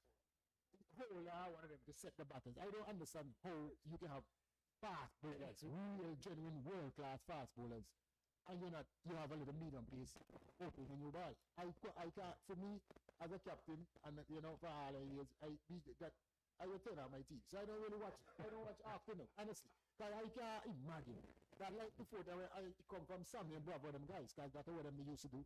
Just come and boss and look at the gaps. And set the batsman and them and kill our bat. That is exactly what is happening. So the mentality of the coaching, you reflect change, operate as the team. And so it's going away from our concept as a West Indian team with fast bowlers. Look at our team now. If our chief fast bowler, West Indies chief fast bowler are fit, all them teams a problem in the world, international. Yeah. I mean, no. See, you said something very important. I keep telling Earl that Samuel didn't know mediocrity, what the cost of spin bowlers. He thinks spin bowlers are a big thing. But they keep telling Earl that when they play recreation ground, and they get a spin ball come, she will come, we can't whip easily, And a good cricket pitch, When they play the cricket pitch, it look good. But when they play a really good cricket pitch, they like waste of time to me. And then they can't get me out. Unless they want to get out most of the time. Because the pitch too good for them. Exactly. Just look at the test match going on with England and Australia. Win the games. Fast bowlers win the game most of the time. But Yep. You have to have quality fast bowlers too. So I can say that's a fast bowlers sick. But when the selector, that's when I tell you part last week, I don't like nonsense about statistics. You go watch a cricket match. Watch a cricket match. I tell you, Carl, the first day Kurt Lambert went to Australia. He didn't get no wickets in the first game. But he bowling very good. Beating Hagen, unfortunate. Second match, started lucky to knock off edge. But if he didn't get no wickets, he'll drop him. But he assessing the man is bowling well or not. That's the important thing, though. Not only wickets again. A few years ago, I told Azari that he's robbed himself 150 test wickets. I told him if I had the pace and the height that he had, I would have had a double amount of wickets he had. Because as a fast bowler, and your day, you are carrying that team. You win the team for your team. You understand? You win that game for your team. And that's the mentality we had. And you're the hemo, and you had a ball doing this and that. You're not letting go that ball. You're winning that team. You're winning the game for your team. That's how we go up as fast bowlers. When you having that good spell, you carrying that team. You winning. You're taking wickets. You're not bowling to just hitting one spot, and not taking wickets. No, you want to out them. You know what I mean? That's the key. Yeah, so our fast man, and Lyndon is there with it. And again, Lyndon called me a couple of weeks ago when Angle will tournament. And he said, Earl, I see Angle down here celebrating and all kind of stuff. But I'm thinking back, I'm thinking I'm a fast bowler. That's what I'm saying. What is our fast bowlers? The man Pepe bumper, the man Italy. A bumper, a bumper. When you play back in the days, when you go to Anguilla and St. Kitts and all that, a bunch of them guys that don't reach them anything but Antigua because there's some real pace coming down.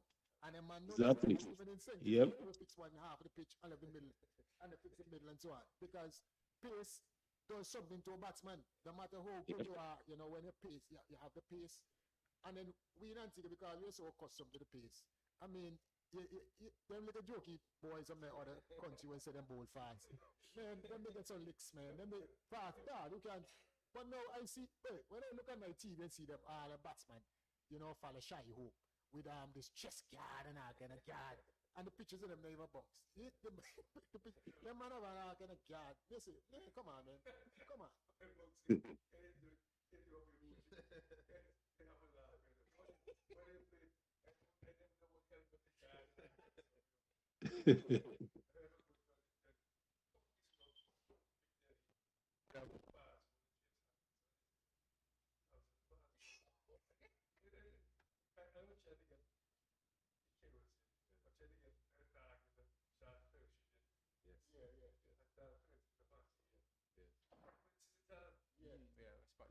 Real pace.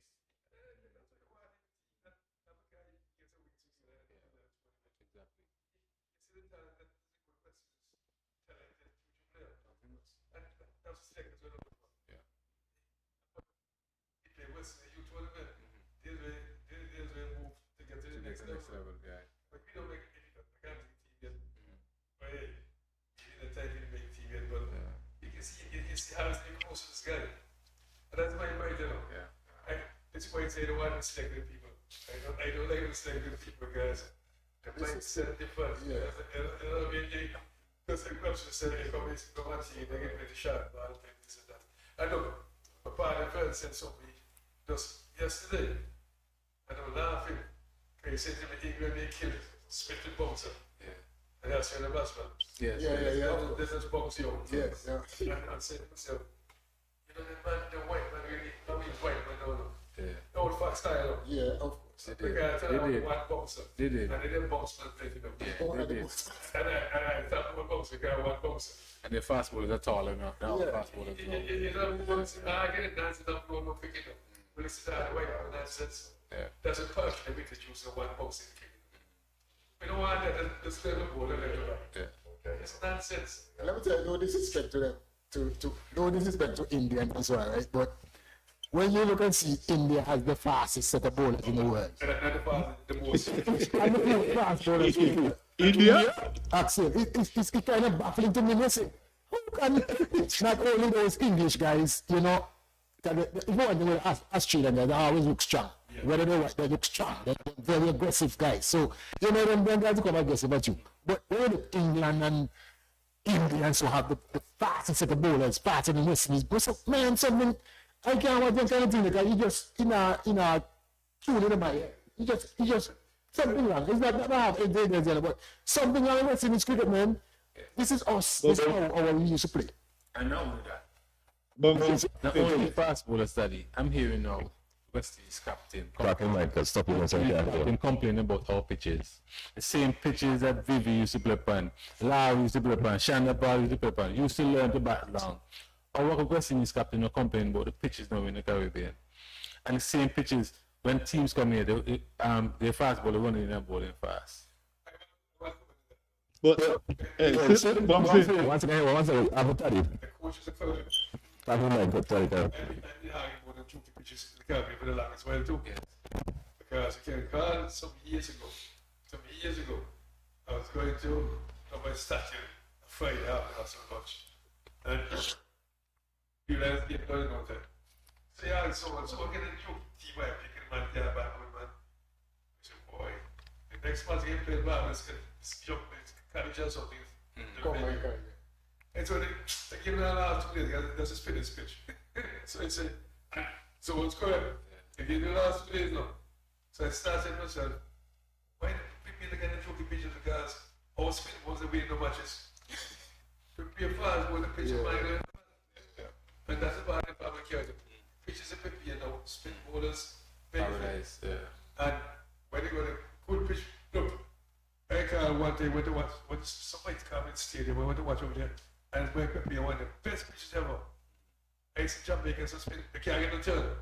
Yeah. And the fellas, they say, spinners can't get no turn, they say, that's how test pitch prepare. Prepare really good. Spin was, it will spin, and they may get something on it, but not the hard spinner. So, it's how you prepare the pitches, and that will kill the batsman. So the batsman, days, when you go bowl there, and I was sitting in the match, 2 talks was missing. And cover the pitch, yeah. I played the batting again.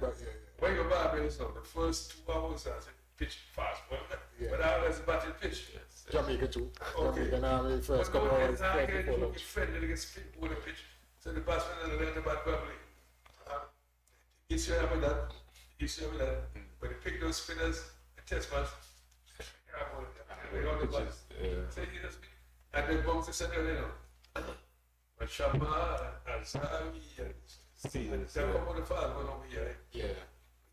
When you get an opportunity, they'll do well. They'll do well, man. Fast. We start looking at the cricket team again. Yeah, We competed. Let me ask Bunksy a question. You hear when I get to it. I'm back. There's a topic going on right now in Lewis cricket, right across the board. I got man from Outlook. Hey, the Walsh Jr. If you hear me, was his trailer sector for this time. What I thought of Hayden Walsh Jr. knowing that you just come out of tournament recently. Yeah? So there's a hot topic going on around the region. Why is he not playing? Hey, you open batting. So, Hayden Walsh Jr. non-selection. What do you think about it? Yeah, I was disappointed they're not playing because the young man wanted a lot of opportunity.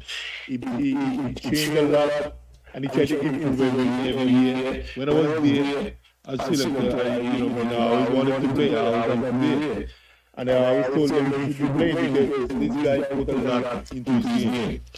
He was hard in the nets, and one time, I started saying that when the guy left the next goal, he had to make 200 balls in practice.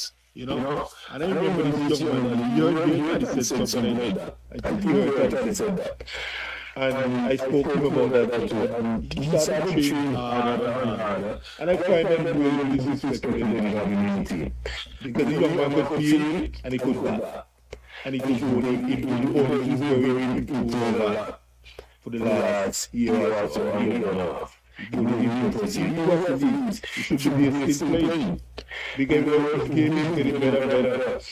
The batting is not that bad and he can feel. So I don't understand why they didn't pick him in this game. I don't know who are the selectors, but I was very disappointed in the community. Yeah, and I have 2 more questions. I want to see people come.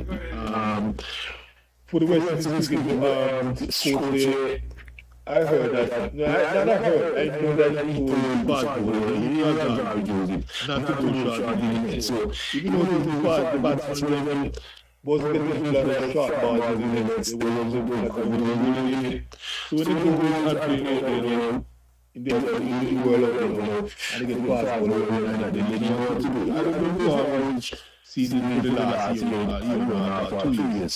The players, them batsmen, they can't have short ball.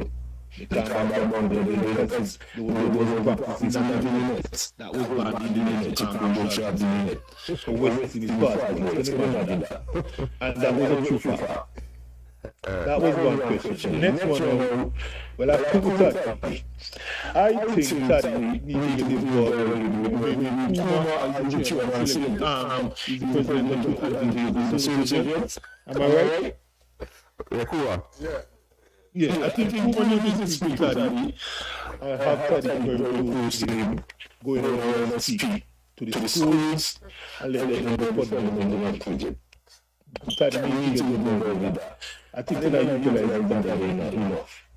He needs to have a say back over the cricket. And I don't know if I'm saying it right, but no, you need it from God will give you this idea, you know, this faith. You need, I think you need to have more input in Nigeria. The second question to you, Daddy. I think you should go ahead more. If you want to promote it, get some countries and have it done, you need to write more the fundamental of everything. I think you need to put and think about this and that. Those are the two questions. No, image. Let's do it. I was telling you about poor grandchildren and one great grandchildren. I spend enough time with them. I'm the biggest of them. I was telling you that. I'm the biggest of them. But that's the first. But then speak close to the mic. They want to feel, you know? Yeah. I heard this like they say statistics. And then the other one said I want to win tournament. You know? We want to win tournament, but you can't win the team. Exactly. We want to win the tournament. Crazy. We want to win the team. We want to win the tournament. If you want different players, I can go along with that. Nobody don't buy more than me. Keep saying that. If you aim to win the tournament, you go there, you're more senior bowlers, want the confident match with your best fielder. When you want to win, that's a goal. So I don't understand the part of the story. It just confused me. Daddy, development. Don't say the answer yet. Speaking of development, but development a player can develop by being a 12 man. I got picked for Leeward when I was 18. He was still playing. For 2 years, Daddy, I sit on the bench and watch and learn. A player can develop by watching and learning and rubbing shoulders against experienced players. And so you asked a question last week to the selector, why didn't you pick the both of them? Yeah. So the youngster in the team and learning the cricket. You show it throw this youngster now from under 19 tournament straight into the Leeward Lions team and the pressurized situation. Not even a 3-day tournament. A 1-day tournament we have to put under pressure. You understand? Something you might even have developed the player to his true potential in that scenario. You can see, I gave a card. I was successful. Edward Patterson came here some years ago. Many years ago. And there's this big spin bowler. That's what we named me. Katia, one of them guys. Yeah. And we won the games against Pakistan. And my body was celebrating. You know, back in the month, it's that. I said, I said to you, let me tell you something. But that's a bad start, right? The game ball 10 hours, you can bowl 40. You can see more in 10 hours business, but if you're hype on him, and this is what happens. There's a difference in one day cricket and the language. It's just like fast ball, you can see but fast, we have a second spell and third spell as well. The captain card, when you think it went put in 3-day cricket, and 4-day cricket, test cricket, I went 1999, I get bouncing, maybe bouncing came a card. My grandmother spelled in us in Barbados. I was a whole day. He on the ball. That's what cricket know. You can't hide with a good ball in the one. And in the limited overs, you only have 4 overs, we have these overs. That's, and I say about this stuff because even India and Australia and England played the guys with test cricket 2020, the 2020 team. But India more so. India has so many talented guys. So, and I was telling boxing like I was mind boxing and pay mission these guys. And this is why I'm so passionate and affectionate. The guy in town primary school cricket. Because I told her so at many occasions. And never forget it, because I get that notification from India. I was trying to find this young boy, say trouble with somebody, getting some kind of trouble, they couldn't find him. He out of state, but 14 out of state playing and 50 cricket match for the match in India. 14-year-old guys playing that 40 cricket. So when they put up Indian statistics, it's century, been doing this thing for a long, long time. Think the young one that got no century IPL last year. 14 and 6, 7, 13. No, hey, look. But Gary and Box and the girls, those guys, they might be the fact they get exposed to the best guys. You gotta get exposed to guys up in West Indies at a very young age. So when you come again, the guys, you can't feel about it. They fear God. And that's the key now. You see, the different level where you need to understand. When you go to that level now, it's not the talent, you know. It's the fear, because you're not accustomed to in that kind of environment. You have to get and the more time you spend, you know, you see people start to get a quick the belief in yourself. And we have that, because when we go factory, you see all them guys. When the guys come up from West Indies, they practice right the factory, you know. And I always say the first two big cricketers that I met, I Dave Joseph and Wrigley Jacob, we go gym. Or by Belize up there. Some restaurant they have no. Yeah, but you know, when you're in that environment there, it helps you to develop quickly. As Kerry says, being a 12 man, it is not nothing against you or I you know good, you know, it's just that it's not your time yet. And if you understand and try to learn in that environment, in the atmosphere, get accustomed to running on the field and feeling the atmosphere out there, you know, when you get a chance now, you will feel a lot better to execute, you know, with more freedom and be yourself some more. You get develop your friendship with the guys, you know, you're helping them with this and that, you know how they think out it. Yeah. The camaraderie, yeah. Okay, and that's what people understand. As soon as you're 12 man nowadays, man want to go home, man want to meet, you know, so the mentality of the player with them now, you kind of different, you know. To the question, we're here, my golfing partner, so we're not picking, so me he play golf together, you know. So hey, never decide really want with the future, because my future will cricket done, you know. But he's still in the prime, right? I spoke to him a few times about the situation, because he kind of baffling to me, you know. I always see him watch as a very one of the best cricketers that we have, all young cricketers. You know, he bowls, and he can win games for you with the ball. And also with the bat, because when you're batting, they play different shots, the reverse sweep, and most of them, even the batters, they can't really do that kind of stuff there. And if he apply himself, you know, he can bat, you know, if he apply himself. Yeah. And the feeling, man, I don't even think one of them close to him when it comes to feeling. So I don't know, he always baffling, I tell him that already, I don't know how you can make even one of them CPL team and team. How can you not be a part of that? Yeah. A few years ago, at an MVP at the CPL. So, me tell you, boss, you got to be personal, something personal. Somebody in there will like you for whatever reason. You know, I have an idea with some of the reasons, but you know, that the personal thing. But you know, it's not about the game. No matter tell them the best and more stats and this and that. It can't be no more game. It has to be something personal that they don't like with how we behave or how, you know, something behind it. He got on the podcast with Paul, you know. Paul and Thompson. Paul, tell you what you know. Carl, Paul. Well, he went on the podcast with him, and you know, because you know, Paul always stand up for against Enoch, you know. So until Paul is a candidate, I play with Paul, you know. Paul, my guy and Paul, I'm talking. Yeah. You know, the manager, the father managed us, you know. So I know I played with him. You know, I've seen him around even before he played with us when he was young and so forth. I know him from a while back. And I mean, the fact show that he kind of controversial. He always a problem with this board and that board for whatever reasons. You know, his thought process and how he operates kind of different. You know, which people don't accept. So you being, you know, coming with him and agreeing with him, going on a podcast and saying certain things, and you're still playing. Some people may take that personally, and it can hamper you as a player. So you're not playing anymore now. As a matter of fact, CCC, I expect to play for him. If CCC was in there, Paul will play for CCC.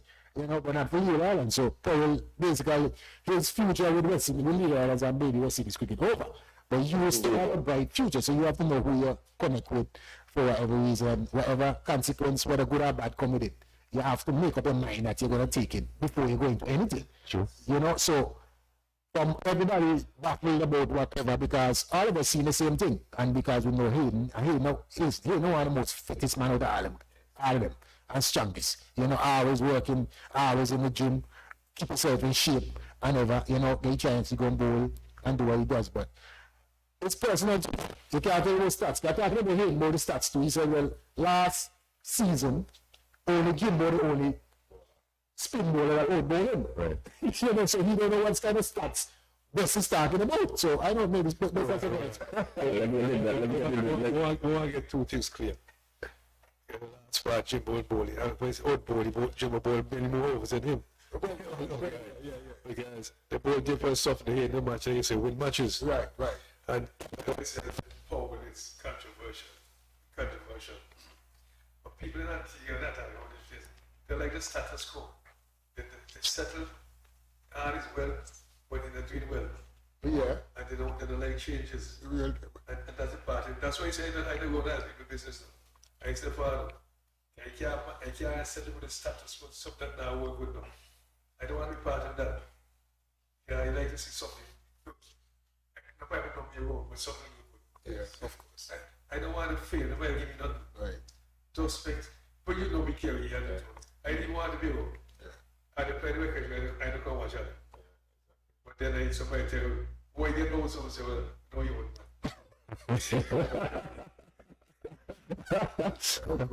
I was giving, knowing the one in the street, now, that boy the English.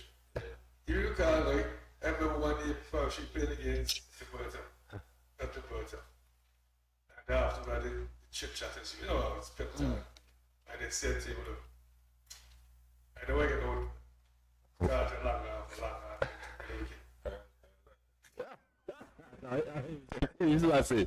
He's what I say. I don't want to get long arm, deep in the wicket. Because I really know you can put some bats in the fast ones, but I know I get also. I'm a chick. So if you get also, I think you better hear chat.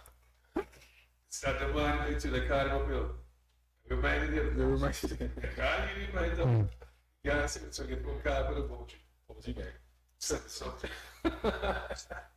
man, you cry. But I'm saying to you, you don't know. So, the next game? No, you know,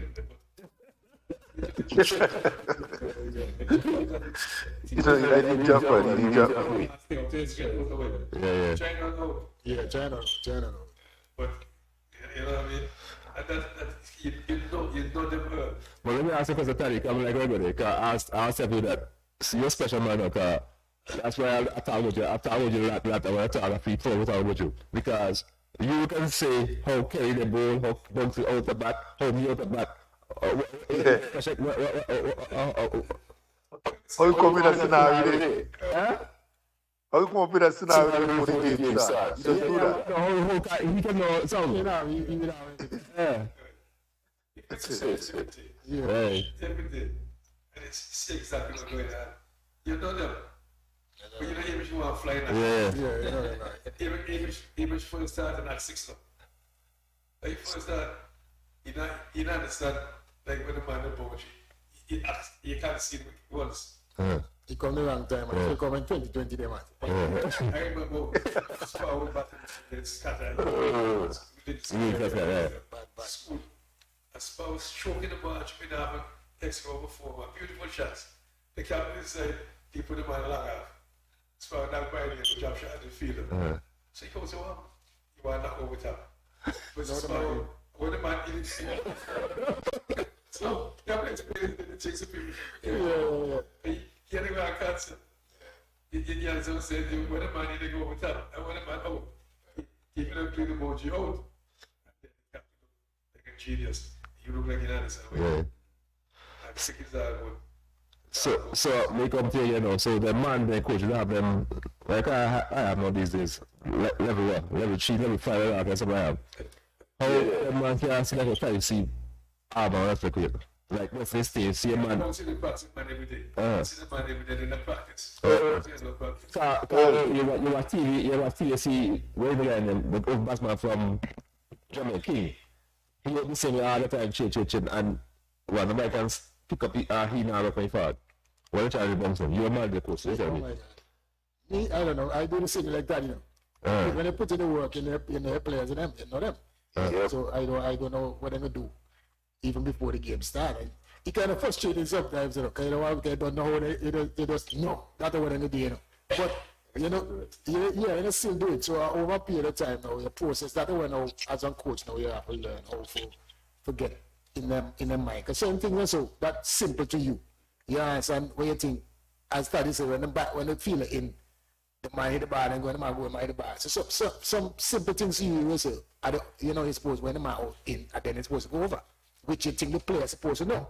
But then I really no certain things I think simple, you have to tell them. You understand? You have to make sure that you talk to them simple. And that's why it take time to develop. Yeah. And as a coach now, you know, dealing with people and so on, life and so, you realize that you have to really communicate with the player more often. You watch them and because mentally kind of baffling. Sometimes you say, what are we doing this, man? And then sometimes you go home and you say, because me know as a coach, me have to try and rectify that problem. Let the man know. Exactly. Yeah, because obviously that he don't understand, you know. So me have to try to find a way now to make him understand. You know, so those are the things that as a coach that are really interested in improving the player, helping the player to improve. You have to take time away from the game when you're home and you focus and you start to think about, wow, I can help this guy. Exactly. You have this potential. You have this coach. coach, you go over there. Yeah. I want to do it. A coach me ask somebody, how you have to be. And this is what me realize with Taddy. After a while, I get him, I realize that's why Taddy just come for me and carry. Yeah. Even before practice, and I have to go and work on this and work on that because maybe he go on midnight now and he said, okay, this one can work now, but he come and knock somebody. Yeah. He come and both somebody. So when and then me know as one player before, he said, me have a problem with this. But you know, and I had enough batting attack, you know. So when we go now, night time now early morning, me we get up. For me, never tell me with the night, the morning time back. Because me try to work on my problem. And then when we go back to the practice, the same day now afternoon, when the coach see me, the other players, I went, how was you bat so good? Oh, me bat so good, me bat all night. Me try to rectify my, because me want to get better. You know, so I do not see that in them players nowadays. Them like the spotlight, the dedication, you know, they want the props, but they don't want to work for it. Yeah. Individual time, your personal time, you want to improve. You have to work on that. You got to work on that. So it's a combination of things, and is the coach too have put in the work like what Tyler's playing, and players don't have to take responsibility and put in the work. Yeah. When I have players, let me tell you, them guys from government school, right? Me don't know some of them. You have some of them, but then they. Jesus could have come on my head, and then they can't make it. But they love the game, man. Yeah. Oh, yeah.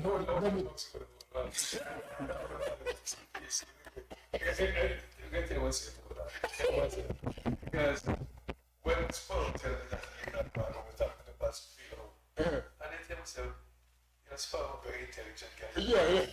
So that's why that was when, so the council was smart guys. That's why we're getting fun. Why they can't get it? Yes. But the mentality different. You see, they're bright maybe to something else in terms of school and this and that. But the game itself and backmanship, you know, bowling, whatever. That one different level of understanding. And I look at that because I normally tell the guys, look, pass, they go to school. I say, look, I go to school, I don't go to school.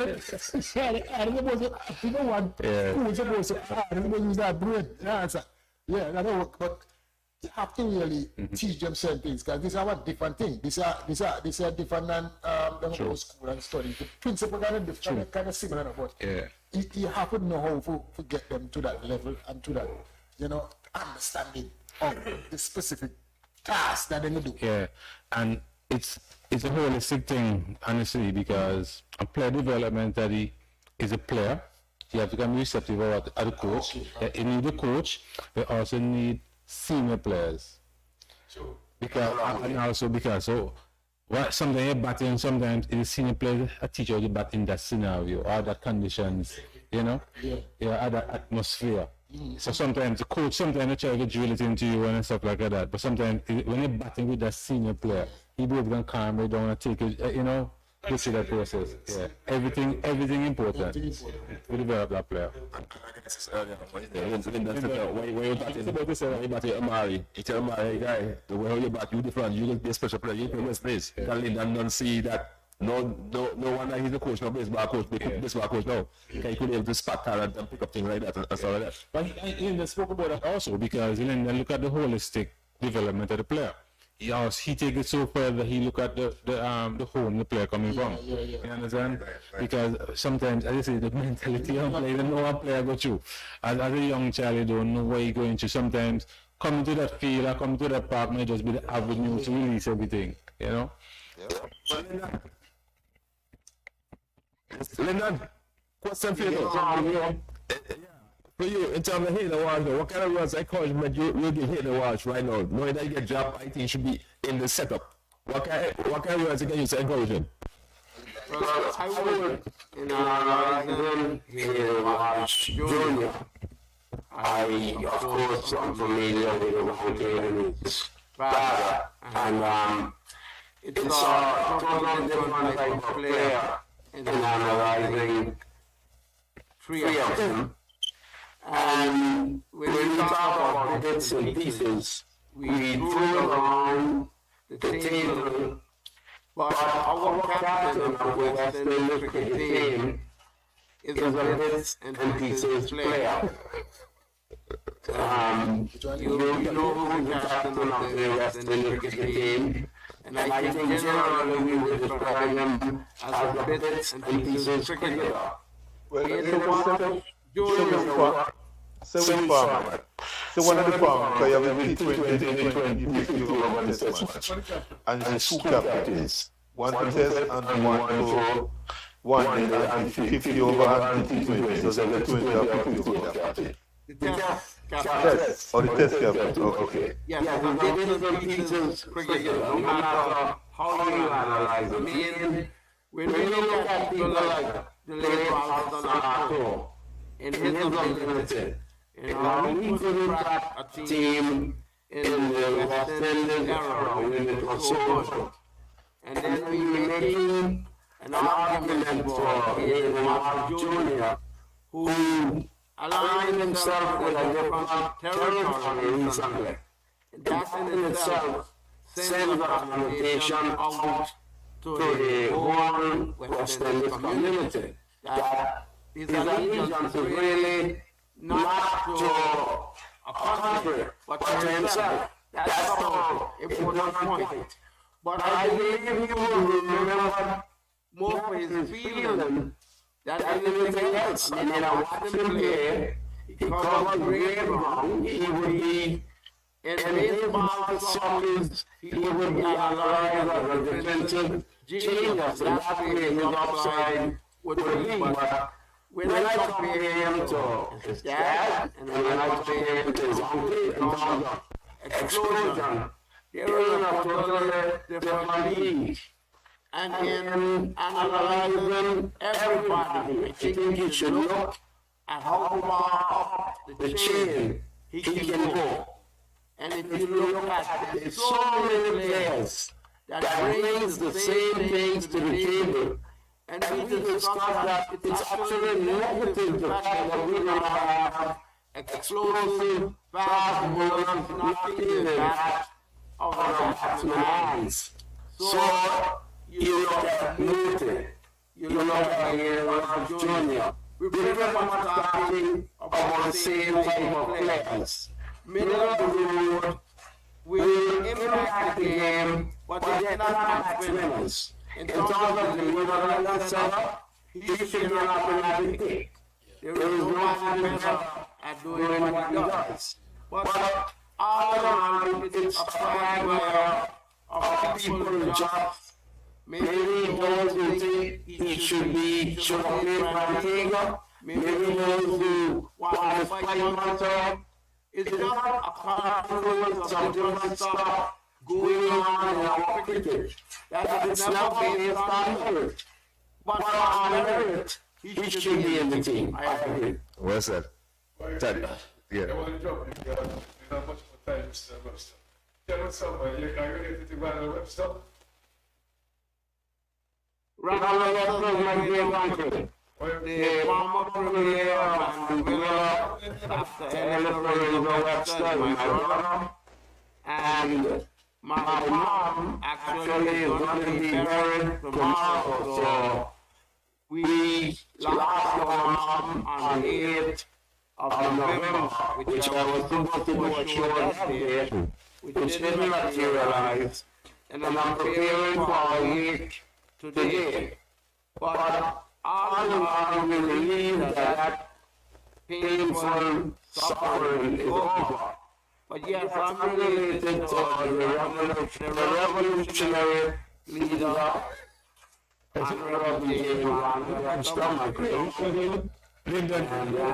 Premier head of the Mandela Premier League, Taylor Flynn, the rockstar, he's my brother. But these guys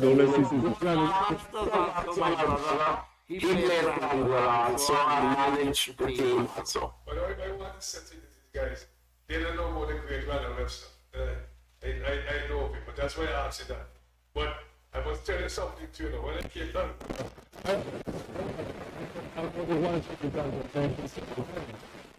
They took a match here at Julius and Wheeler at the famous Watch Park.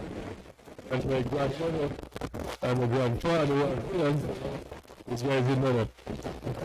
And my grandmother said to me, "Who's the game? Okay, guys." But I didn't like to do so. I can't sit Uh-huh. I accept that. So, that's the last one. Yeah. What's that? Remember Innes got now your historian and you have a lot of stats. Remember that Innes there? You heard about that Innes, 1979, the first century? No, I haven't gone that far back, and I mean, we've had our fair share of good players. Maybe people who, for wearing here, I guess the wrong way, people like Paul Rogers never got his real appreciation. He was a real cerebral figure, but he chose to be Rastafarian in most of his practices, and he was discarded and overlooked. Used to propped up and around. Those are the kind of players that we thought really should have been the ones who got the long map, and eventually happened with the likes of Omar Banks. But I also want to pay homage to Mr. Tigley, not the lawyer, but the coach on the 19 team, and he was a very good umpire. And Tigley had the ability to be recognized as an umpire the same way that boxing is recognized for Jamaica. But Tigley, on the rest of the park, chose to give out a hat-trick of LW's, the Jensen and Joseph, in a game against Antigua. And instead of applauding his ability, we took one offense to an Angolan umpire putting his finger up 3 times, giving out LW's to an Antiguan bowler who was hitting a wicket. I think our history in cricket, we went from afterthoughts to within 1 wicket in 1992 of winning the Leeward Island under 19 tournament. And that year we put 4 players into the Leeward Islands under 19 team. Myself, Alex Adams, Terry Adams, and Ron Rogers. Nobody will believe it. When I quit the game, I held the record for dismissals in an innings. I had 6 catches and 2 stoppings in an innings against Venus. I don't think that has been surpassed. But that kind of stuff that he did, very quietly, that makes Angola cricket unique. And I would really and truly like to see it being pushed the right way. And it needs really a total revamping. But yes, going back that far, it is actually before I was born in 1973. And all of them, I'm going to tell you something, there was only a lot of people who stumped Harry Anthony and Dave Joseph are not in the same minute. You won't believe it, but I did that. Yes, you did. I did it. Never go down in history. The only wicketkeeper that stopped both of them was not in the history of cricket. And both of them went from that knot to making West Indies on 19 same year. The same year. Yep, And you when he played against us, he wasn't even bowling. He wasn't even bowling. We had Simon, we had Tom Joseph. They were enough itself. These guys had to throw constantly. I mean, it was blood, teeth, whatever they could come up with. It was a hostile play against Antigua. Really intriguing. It's if you wanted to play a game, and for a year, you didn't even have to practice. The Antigua game, there were 4 or 5 guys who were coming in, and there were about 3 other guys who couldn't find the helmet, so they couldn't make the trip. So you just had to show up, and you got a trip to Antigua, and half of the team didn't want to go. I must say something quickly. Come on, mention Kitty Lake. I must say that's my family, Kitty Lake. My grandmother the Lake, so Mandela. So no. That really great umpire. Yes. We didn't invest in him. We turned on him. And he came and coached the other 19 team. And that was the first time that we were about physical fitness and about preparedness. It was a totally different team when he coached it. And we followed him back. We followed him back. Well, guys, the time is well spent. We have to go on a Gold Coast right now, so, you know. So, let's go to Table. I'll start with... Let me start with Able, quickly. Yes, sir. Give it a shake. We gotta say we need shake today. Yeah, because the last time I was here, I walked left with it, so that's why I kept it. I'm going to use it. Remember, it's a good show. So, you know, probably for the same way I said, I can't give back to the show, I have to go with it, so that's why. Your last comments, I'm going to wrap up the show.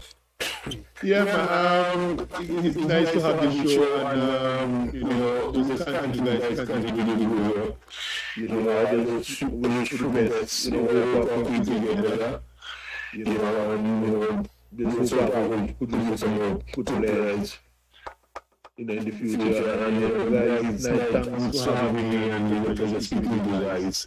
You know, man, I can't wait to see my brother. No problem, bro. Yes. Your last comments? Your comments, Lyndon, I'm going to wrap up your comments, your final comments. Oh, well, I am honored to be part of the show today. You know, we had a good camaraderie when we played against each other, but it built mutual respect. We've gone our separate ways and whatever fields we've chosen. But cricket is near and dear to all of us, and we are still willing. I can see it in the faces, I can hear it in the voices. We're still willing to believe that there are enough good people in the game, enough good people in the administration, and enough good players to make a turnaround across the West Indies for cricket. That's my real prayer that happens in our lifetime. Cool. On behalf of my family, Lyndon, I'd like to say condolences, sincere condolences to you and your family, and Thank you. the passing of your mom. It was good to have you on the show.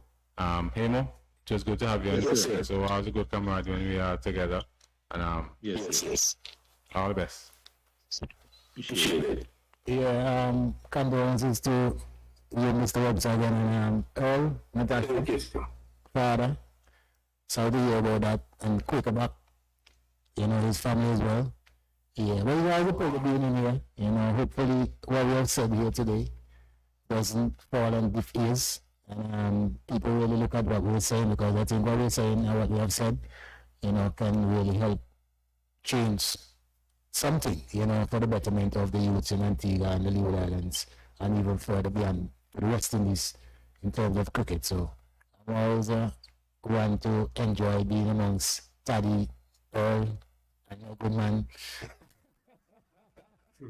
Axel, you realize name as Kerry Joe, but it's Axel to us, so I have a good pleasure. Hey, Yes, sir. Again, man. Hopefully you can enjoy the rest of your sleep after you finish. That's gone.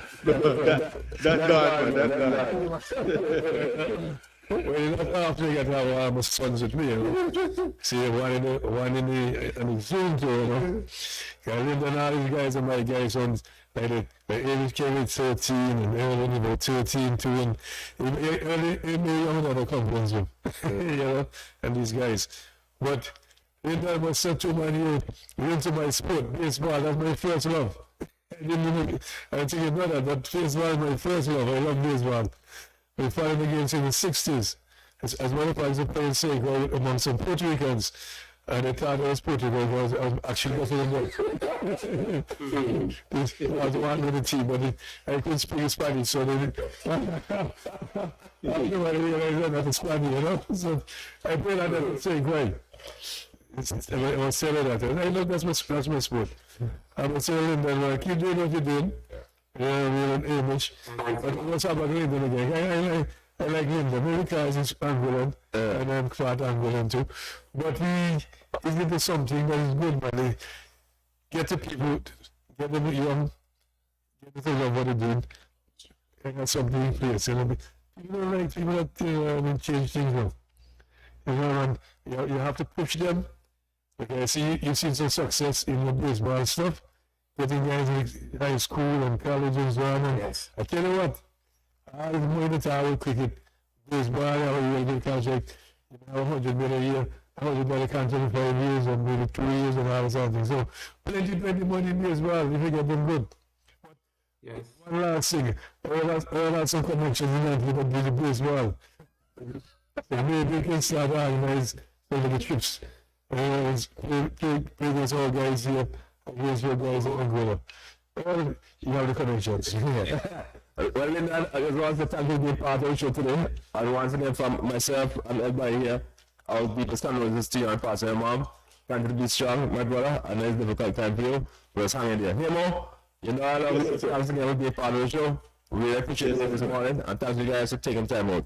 And Linda, before I go, the boss said that you have to come back, so I'll talk to you and see when you're available and see when I set up the baseball show. Yes, whenever you... Thanks for having be a part of the show, Bags, man. My DJ listen to the offline. So, yeah, it's always good to hear from Omari, and I'm available. I will let you know what my schedule around. We have a game coming up against the Martins in January.